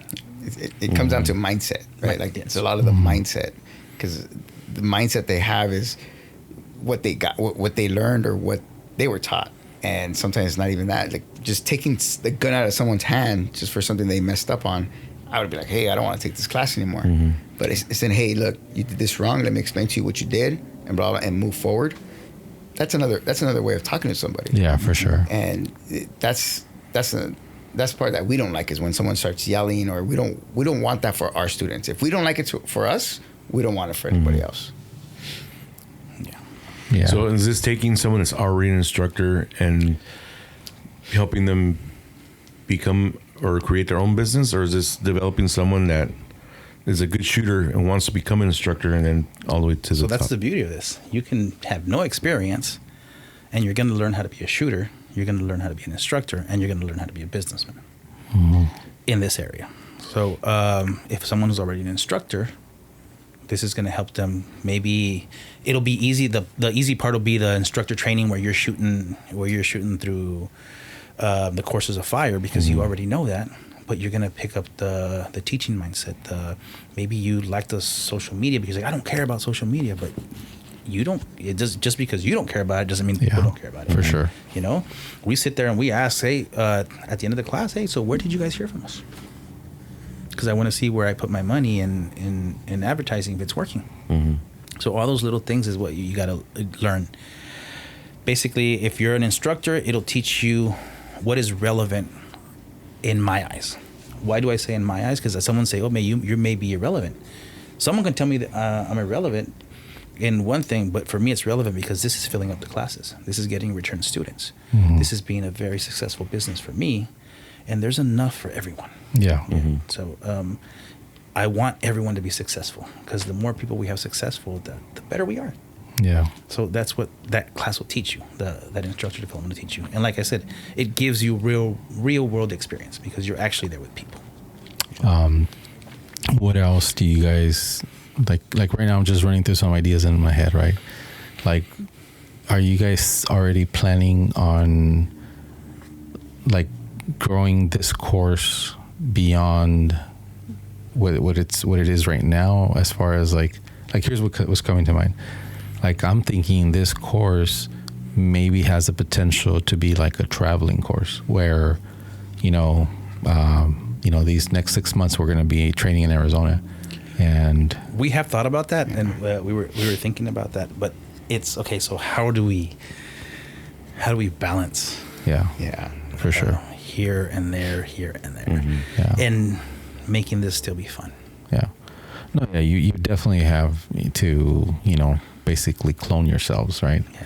Yeah. But I mean, it's in terms of like long-term potential, like it's doable Yes. for sure. Oh, yeah. Yes, it is. But this is why we've created the program. So the program is not something that's in our head. We've created manuals and everything that 10 years from now we want to sell our business. Right. All our courses are manuals of how the classes are done. how they should be executed. Yes. Yeah, for sure. Yeah, and what works and what doesn't. You'll see the manuals. Okay, I used to teach this. I think It's a McDonald's franchise. There you go. I remember you were one of my first classes. That was a 2-day class, and you were like, "Fuck, this is boring." I'm like, "What do you remember from this class, Andrew?" I don't remember nothing. The pizza. I said I failed as an instructor. Yeah. Okay. My next class. Okay, what did you remember from this? This. Okay. All right. And that's when I kept on moving and moving. How am I keeping you safe? I have this much amount of time. What am I going to teach you that's going to help you be successful in the real world, and you're going to retain? And that's how we've broken down this system, and that's what. And that's. I'm glad you used that word, because that's really what you guys are doing. You're building a system. Yes. And when you succeed at that, which is not easy to do. It's not easy to create a system that is can be replicated. Yeah. And it sounds like that's what you guys are doing here, and that's why my mind went to, the potential for a traveling, course where it's, in a different state for the next 3 months, because it's a 3-month program, right? Yeah. Yeah. So if it would be a travel program, we'd probably break it down in a week. But the problem with this is, where are we going to get the people Right. to fulfill the parts of the program where I need real life students? I need you as an instructor to walk into the class with 3 people afraid of guns. Yeah. I need you to walk in there when someone has a panic attack. Yeah. I need you to be there when someone jumps up. I need you to see when someone freaks out because there's a bee in the range and they want to run around with a gun. I need you to be there. So traveling, that wouldn't give that person that experience. I can have the other instructors replicate that, but it's never going to be the same. Right. I want you to be there when someone actually breaks down, and then you don't say, "Oh fuck, I don't know what to do because I have another class with 17 people. Forget about you." No, where you pick them up and you empower them to be the best student at the end of that class. Yeah. Like Maria. The first time she came to one of my classes, she literally broke down crying. And now she has like 3 ARs, like 6 pistols, a couple of shotguns. So yeah, I understand what you're talking about. So that's what that program gives. Yeah. And 3 months out of here, we can't. That's for sure. that's 6 classes we've missed. I'm just thinking like, scalability, like, Yes, because you're building a system, it has a potential for scaling. We have thought about that, but that's what I explained is that's the hurdle we have. Yeah. So where am I going to get that? Yeah. Unless I start creating a network with other instructors that are going to have a class. An instructor is going to have a class August 17th, and then my program in that state starts August 5th. So the 17th, I can use their students. For sure. Logistically, it's a nightmare. Yes. But, it's doable. Yeah. But it's the same thing. I want these instructors to see the scale of students that are possible. That I used to think. I remember when I would get 5 students, I was like, oh my god, I'm excited. Yeah.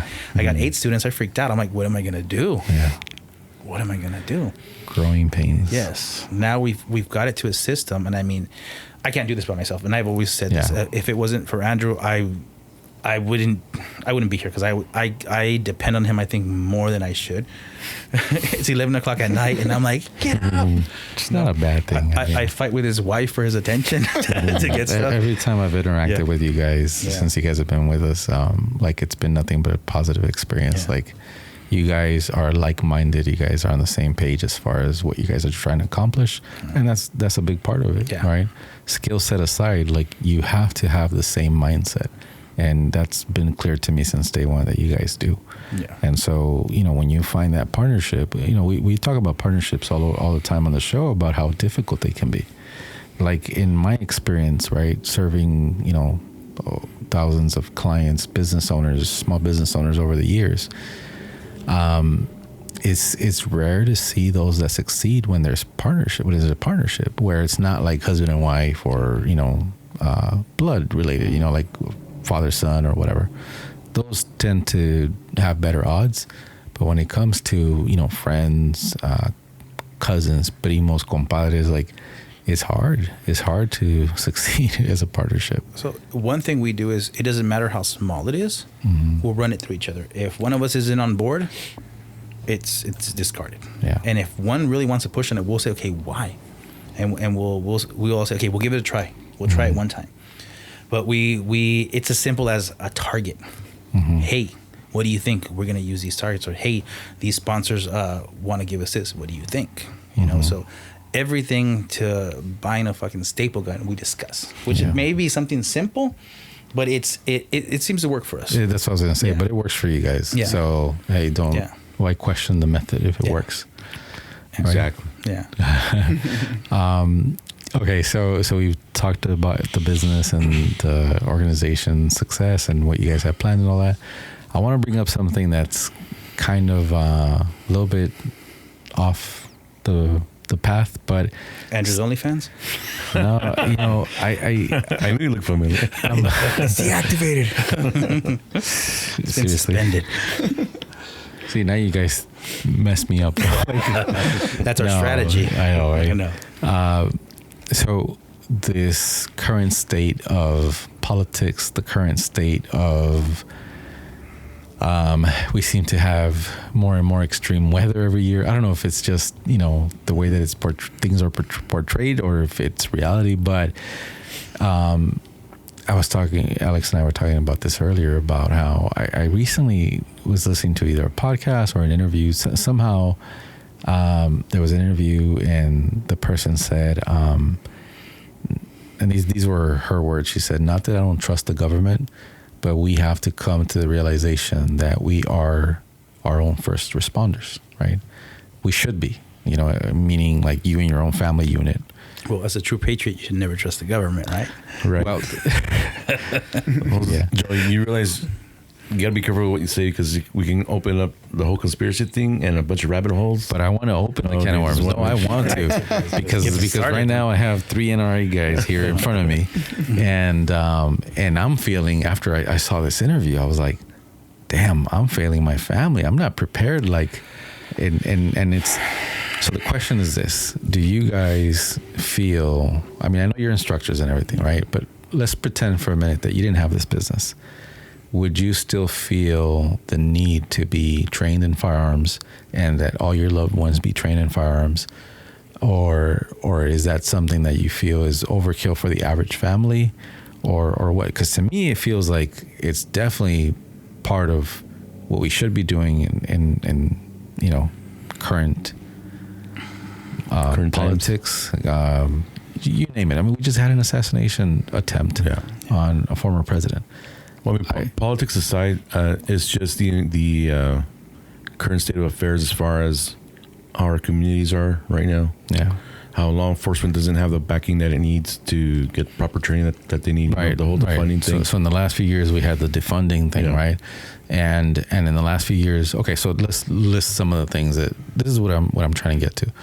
In the last few years, we've seen COVID, right? And the ugly side of humanity that showed us, right? I wouldn't say the ugly. I saw a lot of sheep.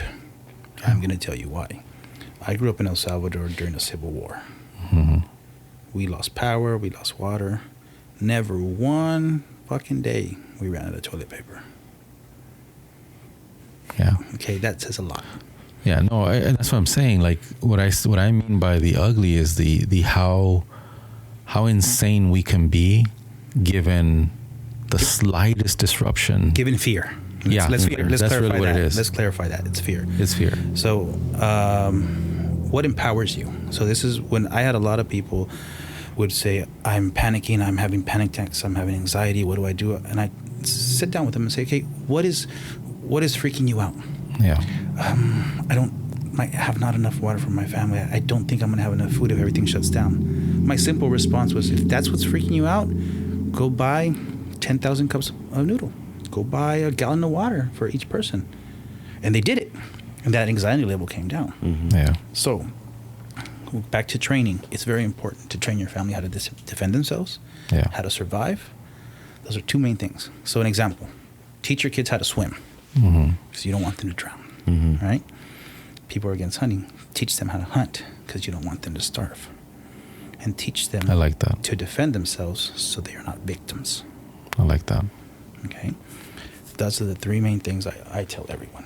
And it's true. It's 100% true. I mean, and you know, hopefully, hopefully those skills never get called into action, right? Hopefully you never have to defend yourself in a life and death situation. What's that old saying about the warrior in the garden? Yeah. It's that example. What is it? So, It's better to be a warrior in a garden than a gardener in a war, or something along those it was lines. this person. He had a master train him in martial arts.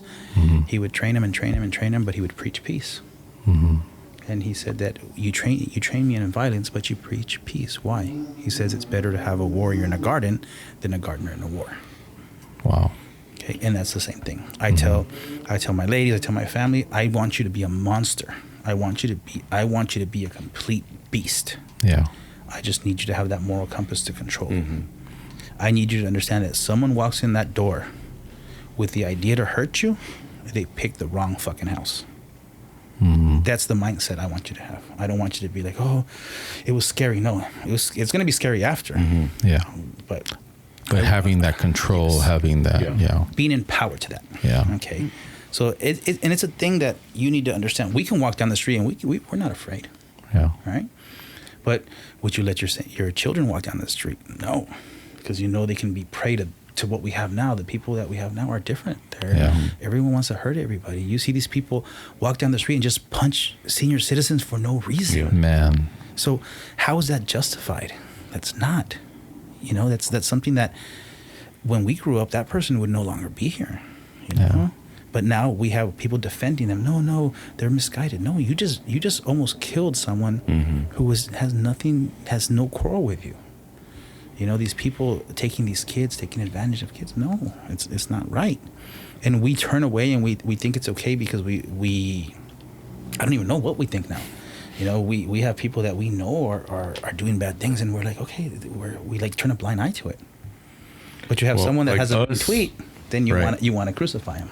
Like, we know for sure that shit's wrong, but then you have the people that I think they just want to be part of the social norm, and they're like, just go along with it so that they don't get canceled or shunned from their group of friends or their circle or whatever. Yeah.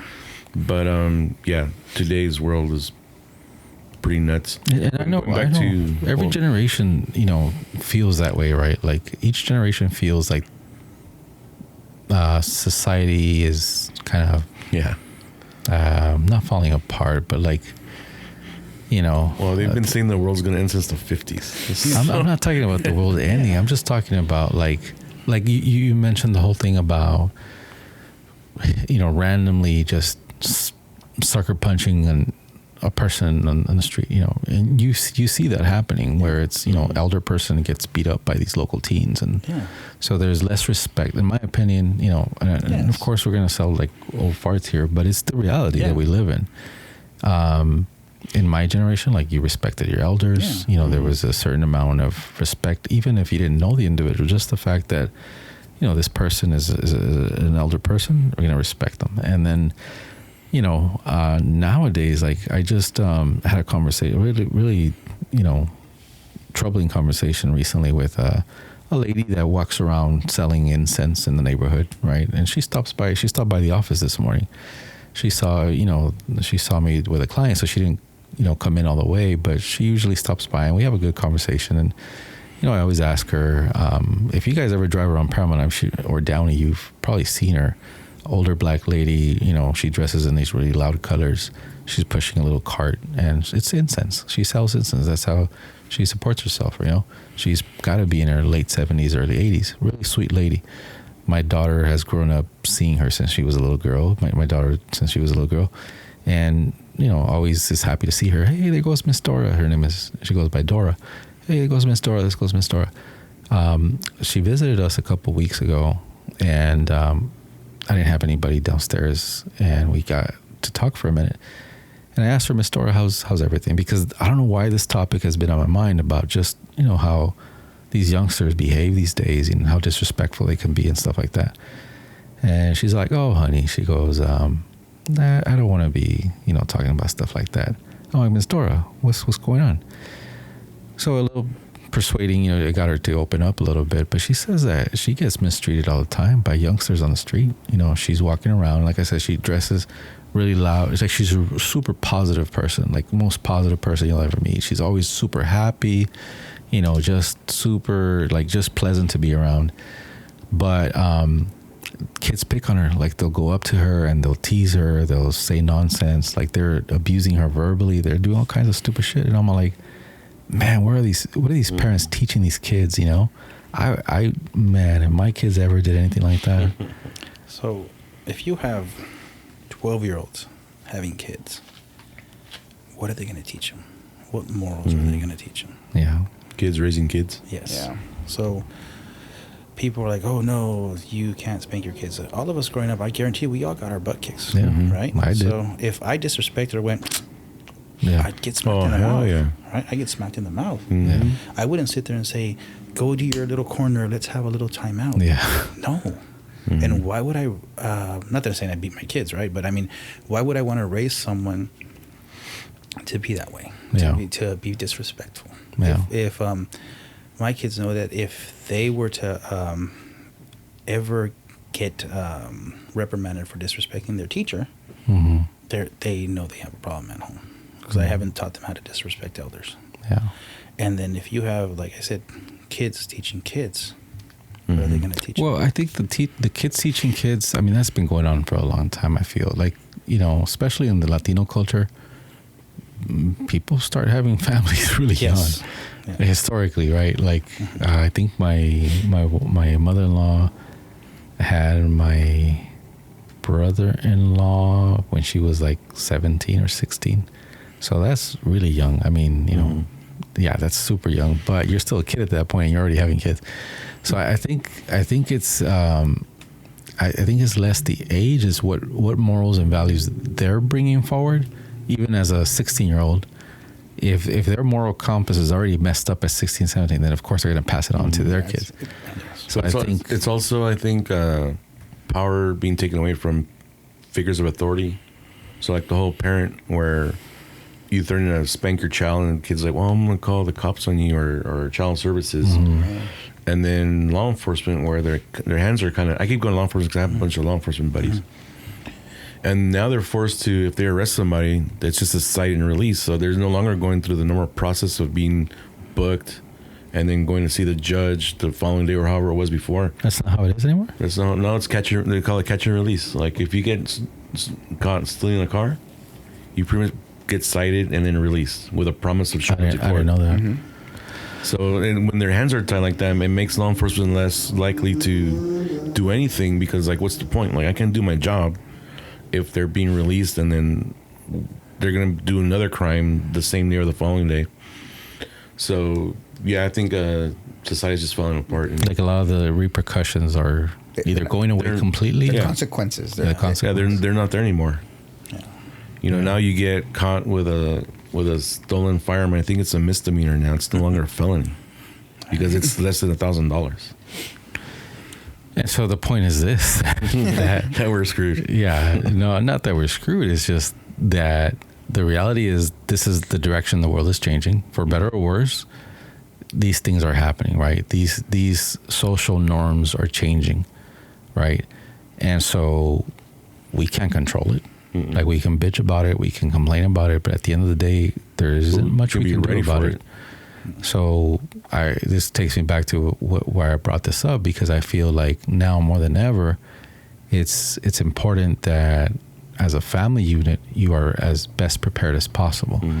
Going back to what that lady said in the interview that I was watching about how you should be your first responder. You're your own first responder. She said, it's not that I don't trust the government, it's just they're going to be overwhelmed if something happens, right? Some kind of natural disaster or riots break out, what have you. Well, look what happened in Hawaii. I'm not familiar with what's going on. With the fire that happened in Hawaii, that big fire that when the government, they didn't have any help and there was no food, no water, no one came to aid. So that was just that was actually one. Was there chaos, like unrest and all? Yeah, people were stealing, people were... there's there's a lot of stuff that was happening out there that no one even talked about. And that's what I'm saying. Like, we're so close from total chaos. Like, it takes us. Not that COVID wasn't big, right? But it wasn't war. It was a virus that was going around, and yet things got pretty crazy really quick. Mm-hmm. And so imagine, let's say, water services are gone. Like, for whatever reason, you know, the water that we come to just take for granted, open the tap, boom, water. For whatever reason, that's not available. Man, that's a crazy world. People would kill over that, I feel. So think about you as being a good citizen, a good father. We have our supermarkets, they're done, water's out, like you said. Mm-hmm. Your kids are hungry and starving. Yeah. What are you going to do? Yeah, you're willing to do anything. Yeah. You will do anything to keep your family alive. Yeah. And this is someone who's a good citizen and wants to obey the law. Yeah. So think about that person who doesn't care about that. With the slightest trigger, is going to take advantage of that. And if you're not prepared for that, there's no miracle that's going to come and save you. Yeah, I think we now have an obligation to become the warrior. Learn it as self-sufficient as possible. Yeah. Because like Lewis said, there's going to be people out there. I mean, there are people out there taking advantage of that now. Yeah. Like coming over here, I saw these two little dudes on mopeds because they know they're not going to get stopped. Yeah. When we were we'd never be driving mopeds in the middle of the street down with these bigger cars. Not even our bikes. Not even our bikes. I was in downtown. There was kids riding around quads. Yeah. Quads in downtown LA. Yeah. I've never seen anything like that before. So yeah, there's people out there taking advantage of that. It's up to us to become the warrior and still have that moral compass. Because I've had conversations with people saying that if shit were to hit the fan, that I'm the one going to your house to take your shit. And like, I don't think I want to be your friend anymore. Yeah. As opposed to being prepared and having the things we need at home to keep our family safe and being self-sufficient, like you're saying. Do you think every home should have firearms? Yes, definitely. Yes. Definitely. Point blank. That's it. That's it. No. But it would, like my buddy says, it would behoove them to take classes and learn how to use them, and be accurate and responsible with those firearms. Just having one at home doesn't cut. Should it be a legal requirement? I don't think it should be a legal requirement to learn how to use it. It is the Second Amendment, so you have the right to keep it, whether you want to educate yourself on it or not. But it would be a smart thing to do, because you have people. Constitution aside, like your personal opinion, should it be a requirement? I think everyone should learn how to use it. I think in high school they should teach you how to use a firearm. I mean, you can operate a car legally without taking a test, and right. But that's a privilege. This is a right, so it's different. But if you, I do believe though, if you're going to be owning a firearm, especially for home defense and self-defense, you have to take classes, not only to know how to use it, but for your own safety. Are there any countries that require you take classes to own a firearm? I'm not sure, but I know there's a lot of countries that require military service or really? people to. I think Sweden's one of those countries. Yeah. You can't own a firearm unless you've. Some of them are like that. So we are different. We have our Constitution that says that we have a right to do that. So it's the same thing as you having the right to believe in the God that you want without going to a church or without going through a seminar to do that. So it would be the same thing. It would be smart. Like I said, I believe that you should teach kids in high school. Back in the days, they would teach kids how to use a rifle in high school, like in the Boy Scouts. Yeah. So I think it's something that should be important. No, they still do teach, but it's just California.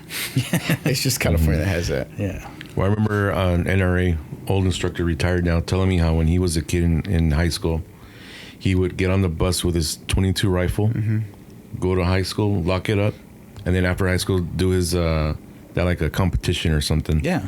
So he was able to travel. That mindset was just different back then. Yeah. What has changed? Like why has the world changed so much? No consequences. I think there's consequences. No, we've demonized the gun, and we don't want to take responsibility that it's the person. It's not the not the actual tool. Right. Yeah. How many guns have gotten off in this room today? Yeah. None. That's why I tell my customers that walk in all kind of like, look, these guys have been here all day and they haven't hurt anybody. Yeah. So that's just what it is. It's the mindset. Also, I think as far as like if we want to touch a little bit about like school shootings, I think kids a lot of these days are under a lot of pressure socially, like to be accepted amongst their peers, and there isn't a big support for mental health as far as for those kids. I don't know if you agree with me or not. Yeah. I mean, simple things. Someone bullies you, and when I was a kid, okay, I'll learn how to fight back. Nowadays, they just break down and want to harm everybody that they can. Yeah. So there's the guns have been around for a long time, and it's a social thing. It's not a gun thing. I always felt it's been just always a mindset. Like everyone's mindset's all just whatever they get off the internet, whatever they're seeing on their screens, whatever they're hearing on the news, that's what's just messing with them. Influencing them. Oh yeah, big time. And now I think it's there's an addiction of being on social media now. Oh, for sure. And these kids are getting the end of it because the parents aren't there. And they're seeing things that, they shouldn't be seeing, or things that they want to do. Yeah. And they see it on there and they go, oh, well, I can do it too. It's not like that. And it's a lot of things. It's the girls showing their booties on Instagram, the what do you call them? The takeovers, the street takeovers. Because everybody wants to be. Don't get me started on those. But I can't post an educational video on how to make your gun safe because it gets taken down. It gets banned, yeah. But you can post some dude getting in a car in one of those street takeovers, and that's okay. Yes. It's wild, isn't it? Isn't it crazy? I can put my OnlyFans videos up there, and they're up there. Yeah. And that's totally okay. This guy. Yeah. Why do we keep going back to your OnlyFans page? It's promotion. Tons of fun. Yeah. At tons of fun. This guy. Watch the rear one, actually. I like that. Yeah, you just promoted somebody. Somebody else. Somebody else. Don't go there. That's mine. That's mine. Yeah. Yeah, but I mean, all those things, bring us back to the importance of, number one, owning, a firearm, keeping a firearm at home, I should say, and making sure that you get the proper training and all that. I myself, growing up, there's very few times that we'd go hunting or shooting with the uncles and all that. My pops never kept firearms at home. At least not that I know of. At least he wasn't open about it. I think at one point, actually, as I think about it, maybe he did, but it wasn't like a lifelong thing. Like maybe he had one for a few years and then, didn't. Never really had that conversation with him about, the why. Why did he have it during those years that he did, and why did he get rid of it? But I had an interest in it, like since I was a kid. I was one of those kids that grew up with, pellet guns. I always loved having pellet guns and rifles, and target practicing in the backyard, plinking, whatever they call it, with, just trying to see if I could improve, and then upgrade to the next rifle and so on. And my family was okay with it. Like they didn't go out of their way to buy me the next rifle, but they're like, okay, whatever, whatever you're doing. And so it wasn't until, an adult already with my own family, like at first when my kids were younger, my concern, my fear, I guess, was, what if the kids get into it? So for years I didn't keep firearms at home. And, I guess for me, and I know of course there's always a solution for everything, right? Like if that's your concern, there's plenty of products for that. But then, once I got a little bit older, my kids got older, and I saw that, my kids weren't knuckleheads, and they were respectful, and they kind of, obeyed the law of the land. I was like, okay, maybe it's time to start, looking into it. And then of course, Alex, helped me, make my first purchases. And so, as far as training, haven't made the time, and I'm being honest here. Like I have, more than a couple firearms now at this point at home, and they're designated. I have some for home defense. I have one that's, bolted into the frame of the house next to the bed, and it's, one of those pin ones and drops down, and, that one I have, hot, ready to go. And, but the rest are kept safe, locked away in safes and stuff. And I always keep saying, I'm going to make the time. I'll make the time. And I never make the time, and here we are years later and still haven't done it. I kind of cheated a little bit, convinced my buddy here to, join me one day that we went out to Bee Canyon out in Riverside. And I'm like, hey, we're going to be out here by your house if you want to come hang out. He came out and went into instructor mode, with my group, my family members that were with me. I'm sure you guys have that same problem where you guys go with friends and you're just like, I'm just going to shoot. I'm not going to do nothing. Yeah. All the time. And then you just, boom, you start teaching people out of nowhere. So you can't shut it off. But even in that informal setting, the stuff that he was showing us, I was like, no shit. Like, that makes sense. Like he told us, the group, he's all like, this whole nonsense of just, standing still like here and take aim and all that, like that's not real world scenario. Real world scenario, you have to be able to shoot while moving, whether it's backing up or like, so he had to do these little exercises. And I was like, no shit, that's how it's going to go down in real world, not, stand at this line and you know what I mean? Yeah. And so, I definitely see the benefit. For me, it's been the, I guess, remoteness of it. Like I gotta dedicate a day pretty much. And I'm at a point in my life where if I'm gonna dedicate half of my day, a Saturday, a Sunday, to something, it's gonna be golf. Like I'm gonna go play some golf before I go. Golf or a life-saving skill? I know, dude. That's golf? what I'm saying. So the thing is, and I see this a lot, because I'll get people who own guns and they'll sign up automatically for the intermediate class. Within the first 5 minutes, they say, holy, yeah, they, in their mind, they thought they were prepared for something. Yeah. And when they realize it was a whole different ball game, it's an eye opener. Yeah. It's an eye opener to see that by the time you try to draw your gun, someone else has already drawn their gun, fired 5 times and put their gun away. And you're like, what happened? So those are things that you're like, oh, crap.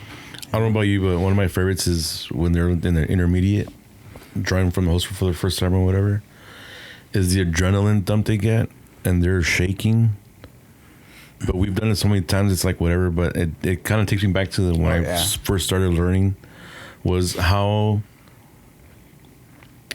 cool it was. I would drive for fucking holster and this adrenaline's like, oh shit. And then they're going through that for the first time. And as they become returners, they start weeding that out and they become more relaxed and their probably heart rate's probably like at 60 beats per minute while they're doing all these moving and shooting drills. So that's one of the things. And the reason why that's important is because if you ever find yourself in a situation where your life, your family is being threatened, like you want to keep your cool, right? Like that's you're gonna go back to your training. Yeah. So if you don't have any training, you're gonna fall back on what fear is gonna make you do. Yeah. Yeah. So it's like you give the example of a boxer. I think that would be a good example or analogy. If we get into a fight and you've never been into a fight, you're gonna close your eyes, you're gonna move your face, you're not gonna know what to do. Right. You see people fight in the street, they look like they're birds flapping their wings. Right.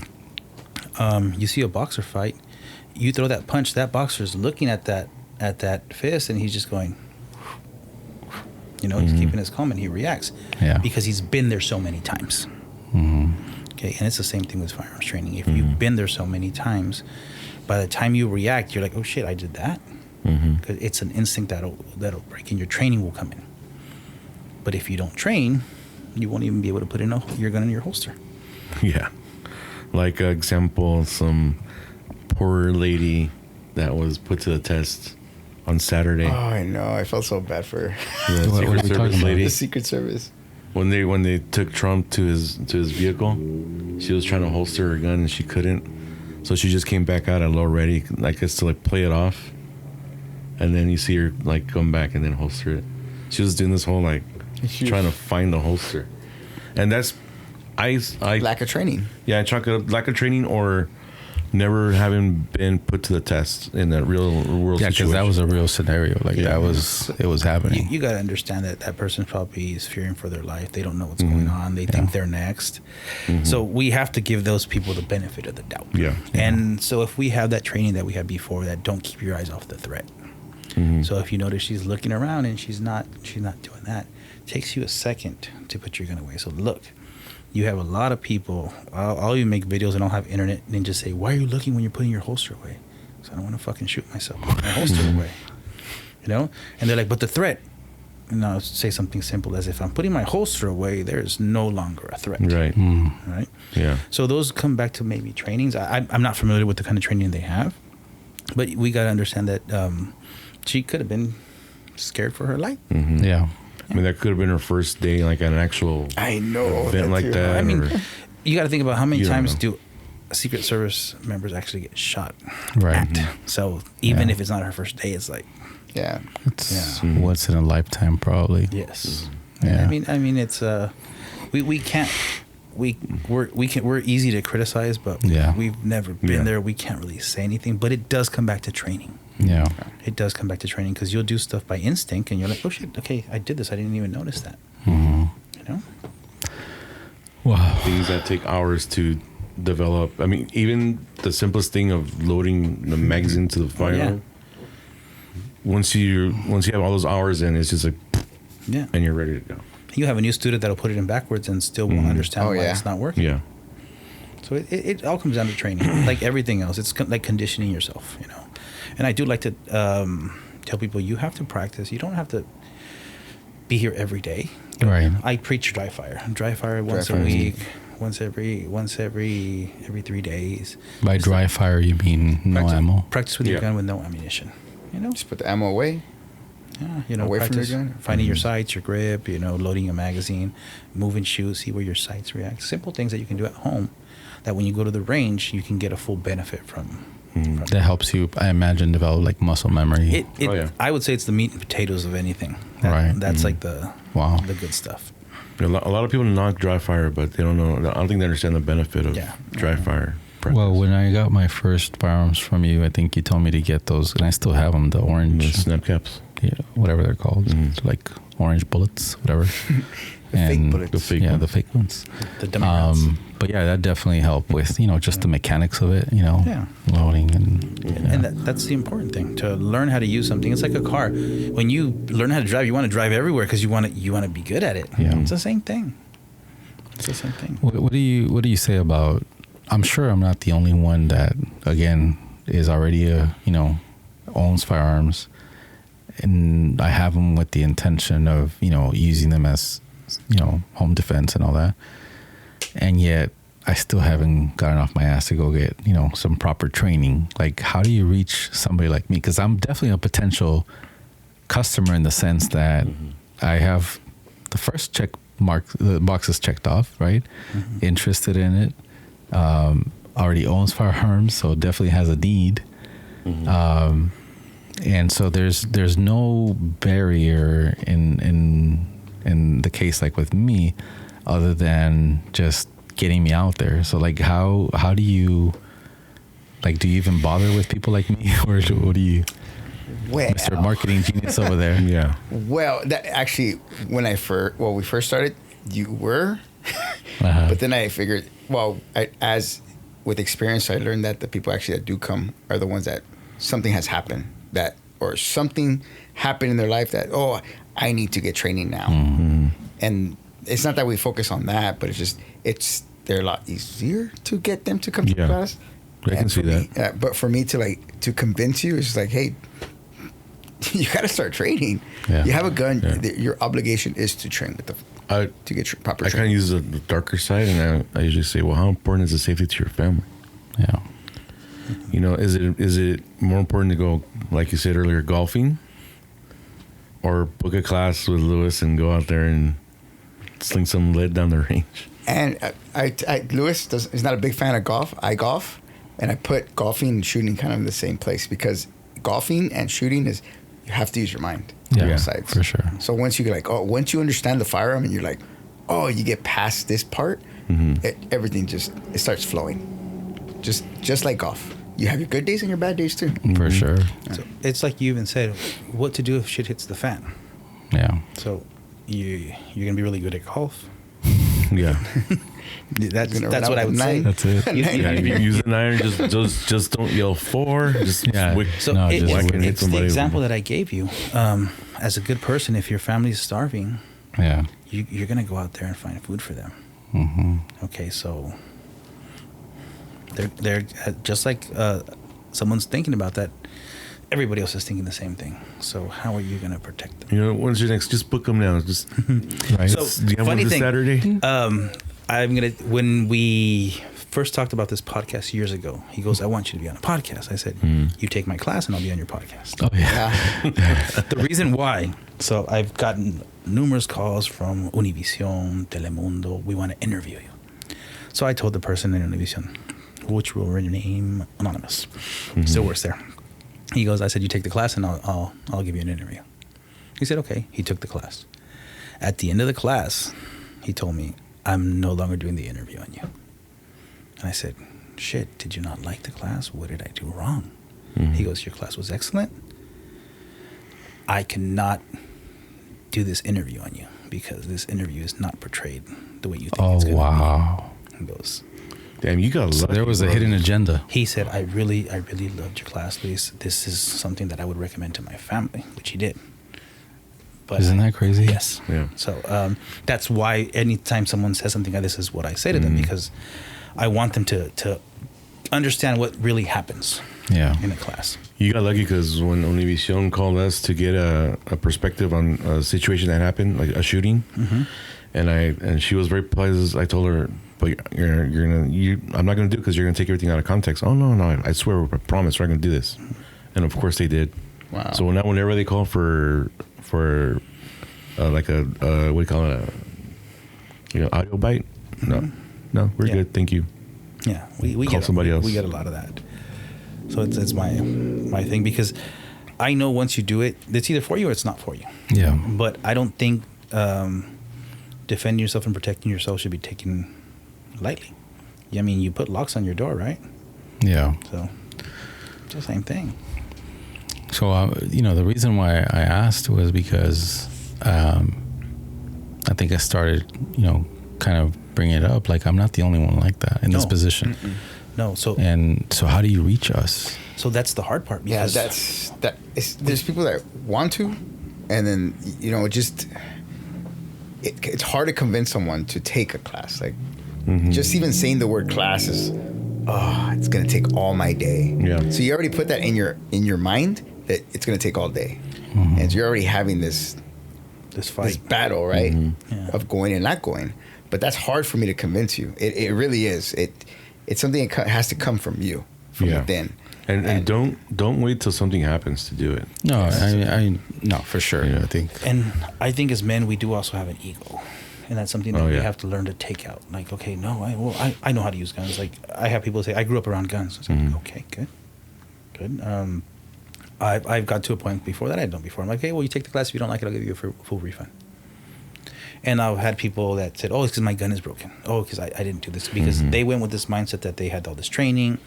I remember someone who bought the most expensive guns that you could even have in California. And he's like, I'm just taking this because I'm bored, but because I grew up without guns. When he saw that he couldn't hit the target, he got excited when he hit like the paper, right? He's like, oh my God, see, I know how to shoot. He was completely embarrassed at the end of the class, and he was trying to give excuses. Yeah. But that was his ego trying to justify that. So we have a lot of people that won't come to classes because they're embarrassed to learn from someone or they're embarrassed to perform. And it's not about that. It's about getting everyone better. So the idea is that I want you to leave that class being confident that if something comes through that door that wants to hurt you, you can take care of it. Yeah. I guess so with me, it's not an ego thing. It's not that. I don't know jack shit about firearms, just whatever Alex has taught me over the years. And in a, like I said, very informal setting, just conversations, just because we're friends, right? But like I said, I feel like there's a need. There's definitely, plenty of other people out there in my shoes. And so now my mind is going to the entrepreneurship side of it, right? Like, as an entrepreneur, how do you reach people like us, right? And so for me, I'm thinking through like, okay, what's the biggest hurdle? Why haven't I done it? For me, it's the time commitment and the distance. I got to go way out there and all that. So what about, and I'm just throwing this out there so that, you guys can take it back to the think tank and, what if, maybe once a quarter you offer like in the city limits, a class where it's the same stuff you teach out there, but in a local facility, and explore that. I'll let Lewis answer this question. Wait, what? Mm-hmm. So I'm not a fan of indoor ranges. So this is why I don't teach in indoor ranges. Okay. First of all, our setting, we have total control of the range. Mm-hmm. Indoor range, I go teach you. I rent 5 booths. The other 5 are someone who just paid $35 to rent a gun and is shooting everywhere. I have no control over it. So that's one of them. The other one, I don't even know. For me, it's... I will be offended. I'm just trying to see if there's... it's not about... no, it doesn't. For me, it's the... that at an indoor range, we can't do what we can. So there's no outdoor range within the city limits? That's the closest one. Yeah, it's the Burroughs the closest one. It's not... It's only far in your mind. Because it takes us less than 35 minutes to get there.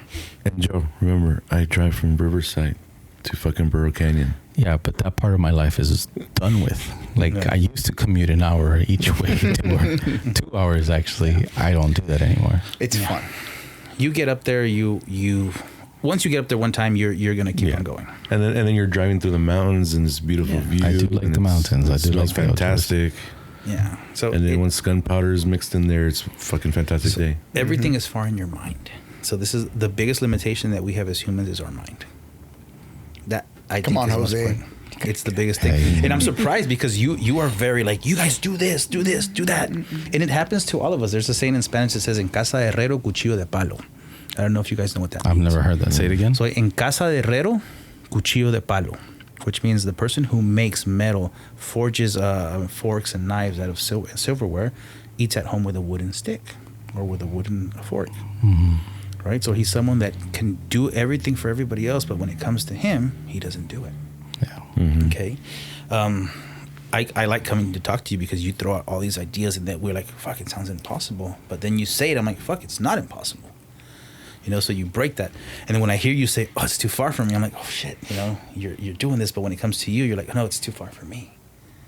So that's like limiting something. Mm-hmm. And that's something that we have to break as humans. Because if they told us, hey, there's a business opportunity in Toronto where we're all going to get rich overnight, we're flying there. Oh, it's right? fucking Toronto. Yeah. We're flying there. So, but when it comes to us, we put it on the back burner. It's normal for all of us. Mm-hmm. I'll tell you what, we'll book a class together. I told him it was free, and he still didn't. Yeah, he did. So free. I'm going to give you another example about that caso de Herrero Cuchillo de Palo. Do any of you have friends that are mechanics? Yeah. I was thinking Look that at when their you cars. said that. Look at their cars. Yeah, for sure. Look at their cars. Yeah. It's the same thing. We do everything for everybody else, but for us, it's tomorrow. We're the same way here at the shop too. Like downstairs, I was just making fun of that this morning with Flores. He came in and he's like, he was on vacation, so he came back. Today's Tuesday, right? Yeah, he's back today after being gone for since last week. Anyways, and we made a joke about how we just removed some old graphics from the downstairs doors. And so the doors are pretty much blank, right? So he said, oh, man, he says, when I came in and opened this morning, I thought, are we out of business? Like, what's happening here, right? And because I always, going back to your analogy about the mechanic, I help, we help our businesses to help other businesses market their business and all this, right? But when it comes to us, like, we never make time for ourselves. So if you walk by our building right now, it looks like we're closed. Like, you don't know what we do. That's what I told him. I said, what the fuck's going on? It looks like we don't. It's all blank, right? And it's because if I'm going to prioritize my time, if I'm going to dedicate 3 hours of this day to a client's project or my own projects, I'm going to choose the client, right? And that's keeps happening over and over and over. So if I was a new client and I walked in here and I saw that you didn't even have a sign or anything, I'm like, this person can't help me if they can't help themselves. Yeah, I know that's right. But if I know you already, I just tell Andrew, can you have him design a flyer? I didn't even look at the flyer. Right? Yeah, I'm like, I already knew it was going to be good. I already knew that it was going to be a hit. But it's true though. You're right. And it happens to all of us. Yeah. So it's like that tomorrow. Yeah. It happens to all of us. So it's not like that. It's we always want to do something and we put it aside. And you get to go. So hopefully for all, people listening, any others that are in the same shoes as me that own a firearm, already have the mindset that I'm going to use this to defend my family if shit ever hits the fan, but hasn't taken the classes. Hopefully this conversation gets them off their ass. I'm going to do it. I'm going to commit right here on the show. I'm going to do it. Alex says that he's going to join me. So if you're down, let's do it. I'll help you along. Yeah. I'll buy you your holster if you don't have one. Let's do it. I'll get you started. I'll get you your battle belt. You gotta get started. So I'm gonna trade tea time for pew pew time. Yeah. And you get to spend time with Andrew. Yeah. Hey, and his OnlyFans. Yeah. You can tell me all about your OnlyFans page. Just be like 32 million this last month. Yeah. Just be like Nike. Yeah. Just do it. Just do it. But you know what? Going back to what Andrew said about sometimes you guys see that there's a trigger, right? Like there's a trigger. That's what you guys have seen in your own, students and stuff. I don't know if you guys have you guys heard our interview with Tino De La Cruz. He's the title of that episode was like.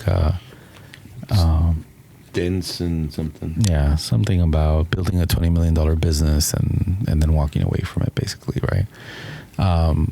But he his trigger, the reason why he got his own firearms at home for home defense and all that was the '94 riots, right? So he and his wife were driving home from dinner, and all hell broke loose when 94 riots or 92, whatever year that was. 92. And he got to see some of the craziness on the streets, and he saw people with firearms in the middle of the streets and made the decision there and then that I need to be prepared. So now he always does things right. He always, whatever he gets into, he goes all in. So not only did he buy firearms, but he went through proper training, took tons of classes, and so he's the guy you don't want to break into his house, right? Like he's very prepared. And so for him, that was a trigger, right? I guess I can say that I've been, pretty fortunate that I haven't had any kind of situation where it's like, damn, but that doesn't mean it can't happen tomorrow or the day after, right? Like the way it happened then, it can happen now. Like there's no reason to think it can't, and if you really want to get crazy and conspiracy theorists and all that stuff, I was listening to this interview that Joe Rogan did maybe 3 episodes ago, where he interviewed the author of, I forget the name of the book, but this lady's talking about how likely of a scenario it is within a lifetime that if things don't de-escalate quickly, we can see another war break out, like World War III, right? And just the conversation they were having was some scary stuff, dude. Like it's like a reality check. Like there's no guarantee that things can't break out like that. In a case like that, then you're really on your own. Like if a third world war were to break out, the weapons have advanced so much that it's going to get really dark really quick, and there's no reason why we can't expect for it to land here. So did we ever expect to be locked in our homes? Right. I think my dad passed away before this happened, but if they would have told us this 10 years ago, we were like, this is insane. Like, this is the land of the free. That's never going to happen. Yeah. You'd be written off as a conspiracy theorist. Yes. Mm-hmm. So do you think the time to learn to train is when... Yeah, when it happens. Yeah. We're not going to be teaching classes at that time. Probably will, but... Who knows? Yeah. Well, we'll probably start off defending our homes first. Yes. Yeah. We're not leaving our homes, right? Yeah. I'll train for tamales. So, some tamales right now sound good. Some tacos would be good right now. Yeah. Well, anyways, so you got to think about. You lost me with the tacos. Training. If you wait for something bad to happen, because we get it all the time. So we get people into the classes and we're like, oh, what's the reason you're here for? Yeah. And when we hear these stories, we're like, fuck. Yeah. This could have been prevented. Mm-hmm.